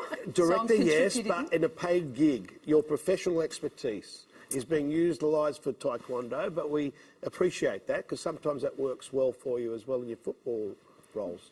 Yeah, look, from a career pathway point of view, I've been involved in football since I was 6 years old. I've spent, 30-odd years, 35 years in football, and I think it's a really good move to be able to go out of the system and understand and Freshen learn and develop and perceptions and changing. Want to love it again, and I'm just newly appointed on the board of Football Australia, and that's given me the real balance in my taekwondo, but also football, and I'm absolutely loving it. And the game's got so much to grow, and it's the historians that are a key piece to that. And we need to start to tap into the people that know how it's been done well, what it's been done, and we talk about football. It's a bloody simple game, made difficult and complicated by politics, and it doesn't need to be like that. We need to tap into these guys. We need to tap into these wonderful women. And even the women that started things off back in the 70s and 80s, it's fundamental. So utilising the brains of these guys are super important for us to be successful, because the reason why the NSL was so popular is because of the culture. Everyone's playing, seeing grandpa at the game, little 5-year-old wanting to be like Uncle Johnny or Uncle Cole. I went to Pratton Park and got assaulted by a young man who was selling Fistica and other things. Was it your uncle or your grandfather? Well, yeah, if the truth be known. And he behaved properly. Good to see you've gotten over it. It took me 30 years to recover. But he came up and he said to me, I want to join you on television and play talk about football. I said, you can do it. Was that you, Andy? And we grew up watching you guys. Yeah, exactly. This is amazing. Did you like us on SBS? Loved it. I like Les. She's not old enough. She's not old enough. Hey, everyone loved Les better. The great Les. What about Johnny? And Johnny, yeah. Oh, Johnny. Did those sort of people in the game influence you? Inspire. Absolutely. Absolutely. Hang on. Talking about Indigenous football, and my point is very, very high percentage of Indigenous players that play professionally have represented Australia at some level and done well or excelled. Imagine if we push this and we fought for an easier, less bumpy pathway to get the kids recognised. David Willow. We need to find them, nurture them, and the excitement, says David Williams, will be endless.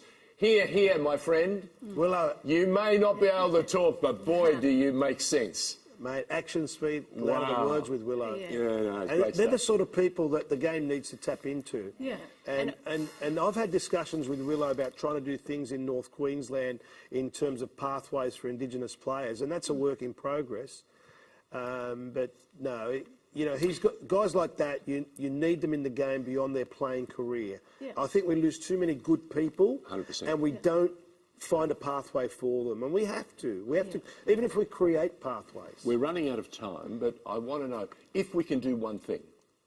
What advice would you have for the placeholders in the game to make sure that the World Cup 2023 is off the charts, the biggest event down under since the 2000 Olympics? Is there one thing that resonates for you? Deb?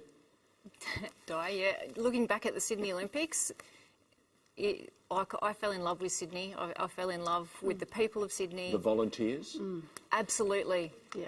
I just think that if everyone gets behind it, if they get out in the community, if they support it, I just think it's just going to be exactly like Sydney Olympics. It's just going to be the most wonderful experience that our whole country... The women's tournament was fantastic in 2000. I went to quite a few games. Yeah. But Heather will validate right now. You just said it. If you can see it, you can be it. You can be it, yeah. That is a remarkable statement. Yeah. And I wasn't a great believer in it because I remember someone saying to me, what possessed you to be the news anchor, or have the temerity to even put your hand up? I don't know. I felt I did. I never saw an ethnic face on Australian television, but it was a different time when we had to fight. Yes, And I had that burning desire to make it. I'd failed at football. I'd been challenged at sport with an injury. They don't fix them like they can today. So I had to put my energy somewhere else. But again, a tremendous opportunity to showcase to our young girls and our young women the next generations. And look, I think play the game. I think that one of the main contributing factors to that is providing opportunity for the entire country, New Zealand, and boys and girls to see. And with the new, TVs on football's on mainstream. All games, the games put together in terms of the A leagues. So we're talking about football. Not necessarily women's football, men's football, futsal, and the round ball everybody, code as one. Yes, exactly. So in my mind, it's about providing opportunities, and those opportunities are visual. And what the fans, what the people. Well, that's see. how we process today. We don't read. We look. We watch. Exactly. So they just need the best and most powerful engagement tool. Turned on, and just to keep the foot down. Yeah. I would absolutely love. We just stood here watching 5 legends of the game talking about the game, having a laugh and reminiscing. I would love to see every past player be involved. Yeah. How fantastic. Male, female. How many have we got? How many Matildas? What's the number up to? We've got about almost 300, and Socceroos. Okay. What did Arnie say? 600? 618 for young Marco Tilio. So can you imagine these sorry, guys sitting in the Willow's an stand? ex-Socceroo too. Willow's a Socceroo too. What number are you, Willow? What number, Willow? Do you remember? Oh, no, he doesn't. I would love to see the past players coming together, uniting, and being part of one of the best events that Australia will hold in sport, next to the 2000 Olympic Games. And I really think we've got the ability, but we all need to come together and unite as a nation and as a football community. And I'm telling you, the brains within that, those 1,000 players. There's your theme, Heather. Unite as one. Unite as one. Unite as one. Diane, your thoughts? Just making it accessible for every Australian to go to a game and get behind the Matildas and get behind the World Cup. We've got the chair of Football Australia, Chris Nikou, listening in. So I'm sure he's taking all this info and he's saying, right, notes, I'm writing it down. there, Engagement tools George, turned on. Notes he's a lawyer. He charges in 6 minutes blocks. It's the most wonderful thing when we were approached to do this today. And they said to me, are you interested? I said, sure, absolutely, 100%. Why did you do it? Because you love the game. We love the game. End of story. Why would you guys love the game? That's why we're all here. I mean, for us, this guy and I have battled mainstream media for years that didn't want us. When I went to Channel 9, I was told I couldn't think like that. When I went to 10, I was told, listen, you can either be president of South Melbourne or the network anchor. You can't be both. So we've had that all the time. All the time we've had it. And we've said, you know what, we're going to go that pathway. And that's what the sport's got to do right now. We've got to thank Willow. David, thanks so much. Sorry we couldn't talk to you. Have you found your number yet? Do we know what number it is? Put it up. I'll be in touch, my friend. He's got the number up. Number 501. 518. 518. Oh, 518. There you go. Here we go. Thanks. Okay, Thanks. the chair of Football Australia is joining us. He's also rushed back from overseas. He's exhausted, but welcome. We have 3 Matildas here for you, Chris, and they've been telling us three key things they want to see for the World Cup, the Women's World Cup, and that is the engagement tools turned on as best we can. Heather, you mentioned tapping into the history of football. Tapping into a history, which we're doing right now. And Diane, you said... Making it accessible for every Australian. Okay, and let's make sure we have the volunteers, just as the 2000 Olympics came on board and said, you know, we're going to make Sydney your town, wherever you come from in the world. Wouldn't that be something? Fantastic, George. I've taken notes. And we've got a steering committee meeting with FIFA. I'm going to pass them off as my own. But Heather's got a lot more suggestions, which are very good, that she shares with me as well. So it's only 18 months to go, though, so it's not far now. 18 months to go, and it promises to be just the most exhilarating opportunity to bring the game even further and closer together than we've had in years. We've had stars here. We've had the pioneers, Rale Rasic. We've gone back to the '74 and beyond, and we've brought the game forward to these 3 fine women who are now in their own right, Matildas and legends of the game, and contributing and still loving it like nobody's business. And there's something that this telecast can show us all, and that is we need to be more together than ever before, because united and all on the same page, then nothing's beyond us. Yes? Absolutely. Yeah? Chris? Yeah, I mean, George, you and I have had this discussion. It's time for all of us to move forward together, right? And today's just highlighted, not that we needed to be told, what a wonderful code we've got, and we should be proud of our history. And the team today has done a wonderful job in sharing that to the football family. I think Raleigh called it, and I think Andy, you said it's a way of life, and it is. For all of us, it's a way of life. You know, you talk about that we work together. You talk about the family, and I'm reminded, we've had Ange Frangopoulos, who I remember working with him at Channel 9. He was part of the Sky News team, driving them to excellence. And then, of course, now he's in Britain these days now with leading the GB News team. There's a guy who didn't sit on his laurels. He always kept pushing the envelope, wanting to be better. And that's something this game must do, and we need to do, and we all want to do. Can we do it in the time frame to get us for the 2023? I bet you're committed, 100%. And Heather will attest to this. The people at head office are working really hard with our member feds to get us there. We've got a very interesting and bold plan, which we want to deliver on, because we only get one chance at this. And I think the legacy piece post the Women's World Cup is critical, and our relationships with government have been quite strong. And I would hope that we sit here in a few years' time and we can look back and say, yeah, we did it. Not just a great tournament, but we've left infrastructure for our sport. Chris, one of the exciting elements of hosting a World Cup for me is the flow-on effect for the women's game, the interest that will escalate, young women aspiring to become future Matildas. It's going to be an exciting time for the game at the pyramid, the base of the pyramid, the strength, the grassroots, and all the way up, and including volunteerism, women becoming coaches, and everything else that comes with a World Cup. Yeah, that's one of our legacy pieces, Andy, that we spoke to FIFA about. It's not just about what happens on the park. So our ambition on a participation level is 50-50 participation, boys and girls, by 2027, but also to broaden the pipeline of whether it's players, administrators, coaches in particular. I'd like to see more of our ladies get opportunities at the right level. And I know there are things developing offline, which would be very positive. But we need to bring everyone along now and leave a real legacy. You speak of bringing people along. I've noticed that with the introduction of the new board, you've had a really big go at making sure you bring corporate Australia along for the ride too. You've got them involved. Yeah. Some big names, some really big names.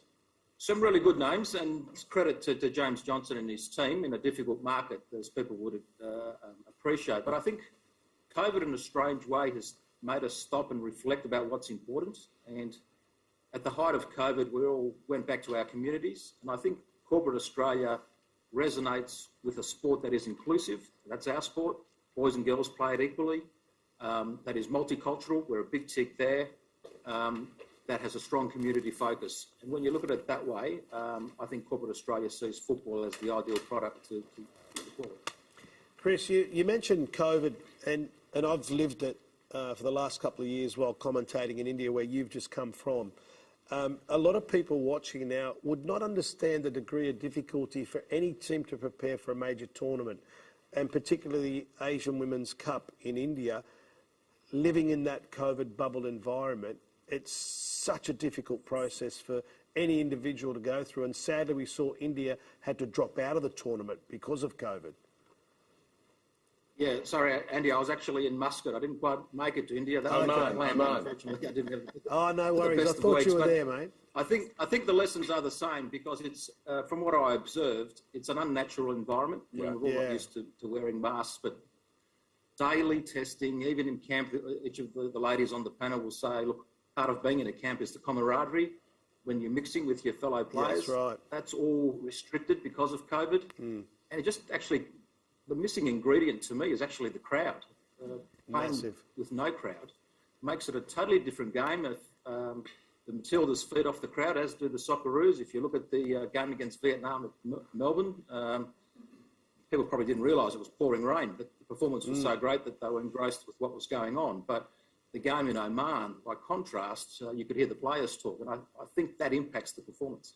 It certainly does. We've been watching a special on Amazon at the moment, talking about Bayern Munich, and they started recording just as COVID hit, and in the opening exchanges, you see that vast crowd, the home crowd of Bayern, lifting the side, lifting champions, and then for the next few weeks, you see the crowd gone and the players saying, we feel it.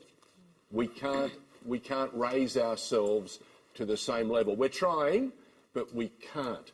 And this is what we don't readily understand when you're reading your social media, sitting there thinking, oh my God, here we go again.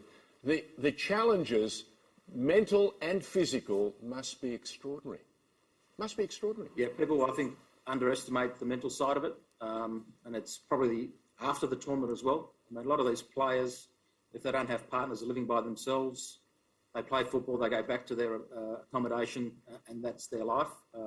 If you talk to those that went to the Olympics, you know, they had to quarantine. Some of our staff, backroom staff who do a wonderful job, had to do, you know, double stints of that because of the international calendar. It all takes its toll. So the sooner we can get back to a normal environment, the better for all concerned. There's an embargo, I understand. Big announcements happening tomorrow. The FFA Cup, the last one. But that doesn't mean the end of the competition, does it? No, by no means. I think one of the themes here is the different eras of football. We're having to fuse it all together very, very soon. And I think whilst you've been on air, Football Australia's made an announcement about the lineup for tomorrow's game from a awarding of the Mark Viduka medal, which will be Fasto Dimicis and Carl Valeri and Adam Kwasnik representing their respective clubs. So hopefully that shows a nice blend of different eras of football, but there will be a significant announcement tomorrow about the Cup. What a tremendous vehicle to bring old and new together and to bring those who've been outside the game back to the game. When I first heard of the FFA Cup, I went to Fox Sports and I said to them, we can do a series called Fields to Dream. And Fox said, terrific, come on board. We got 5 episodes in before we realised we'd run out of money. Money is one of those great drivers that allows you to finish a project, yeah? But we were so excited. We were so excited. We wanted to tell the story of the grand old clubs that had been on the outer.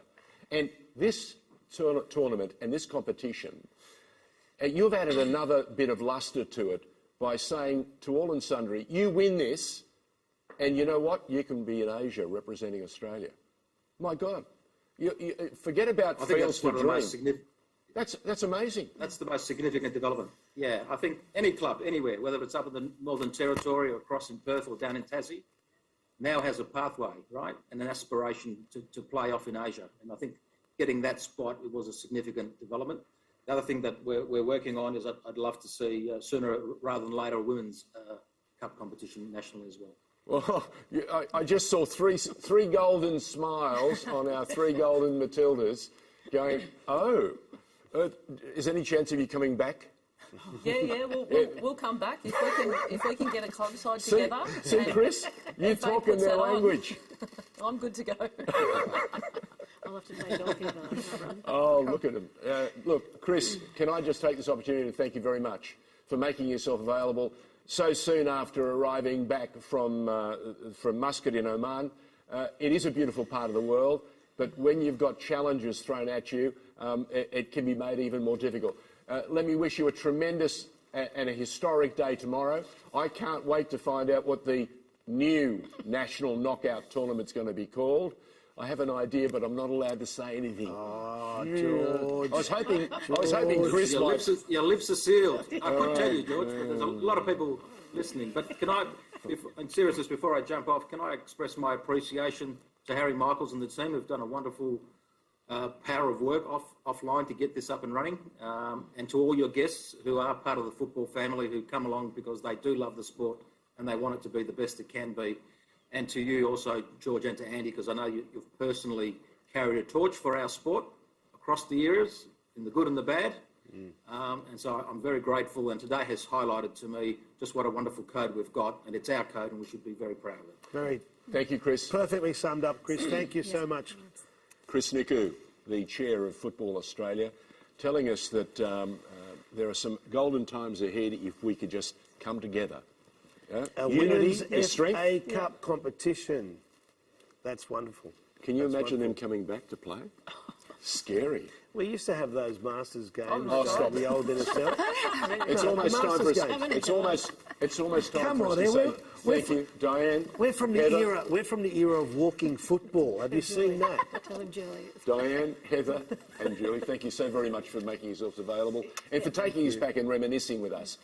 For those of you who've had the courage and importantly the engagement to stay with us for the 3 hours, we thank you very much. Wherever you are, wherever you've been watching, we trust you've taken the opportunity to smile throughout and relive some golden memories with us. And to the team behind the scenes that you don't get a chance to see, a very big thank you to them for making today possible, and to Harry and to a number of others.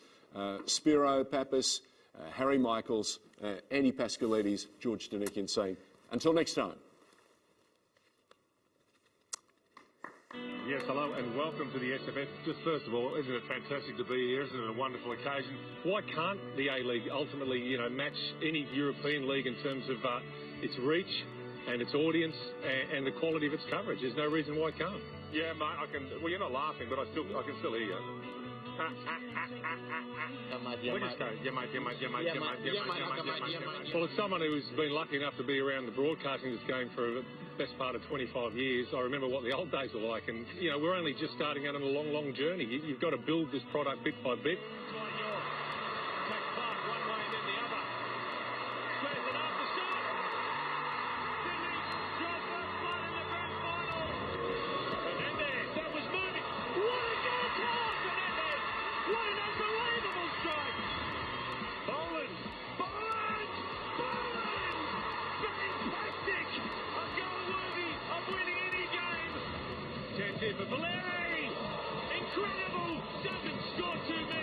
Not with his favourite foot. Oh. And does that look like a 9? Mike Cockerill giving it a G rating. That's a G. That's a 9. How are you a journalist? You can't even write. That'll help. Words are not numbers. Oh dear, oh dear. Right. And I can tell you, everyone here is absolutely over the moon with this result. It means so much to Tasmanian football. Adelaide United have one foot in the promised land. Well, this is one of those nights when you can say you were there. You were there when Western Sydney Wanderers defied the odds. It's been a wonderful, fantastic journey. Great friends, great experiences, great stories. Then there was Johnny Warren. He taught me a vision for the game. John Cosmina taught me how to see the actual game. Cosy has remained one of my great mates, as has Andy Harper, who's given me the honour of being the godfather to his son. Harps and I both wish Johnny was still with us.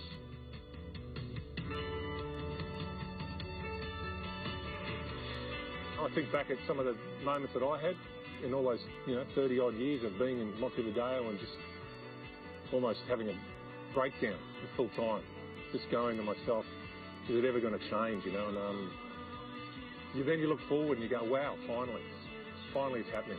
Pressure and driven away from the first man, Kennedy! Superstar Josh Kennedy! Maybe the goal to send Australia to the World Cup! This guy is the best Australian midfielder we've ever seen in the A-League, Aaron Moy, and he's got an amazing player on the end of things. I'm making it. It's Moy over the dead ball for Melbourne City. He goes for goal. Fantastic, Aaron Moy. I talked about the foreigners at the start of the show. I think they've got potentially the best one in the league in Diego Castro. Incredibly exciting talent. He's looking for Castro. What a wonderful goal from Diego Castro. Mike Cockerill getting it right before anyone else knew.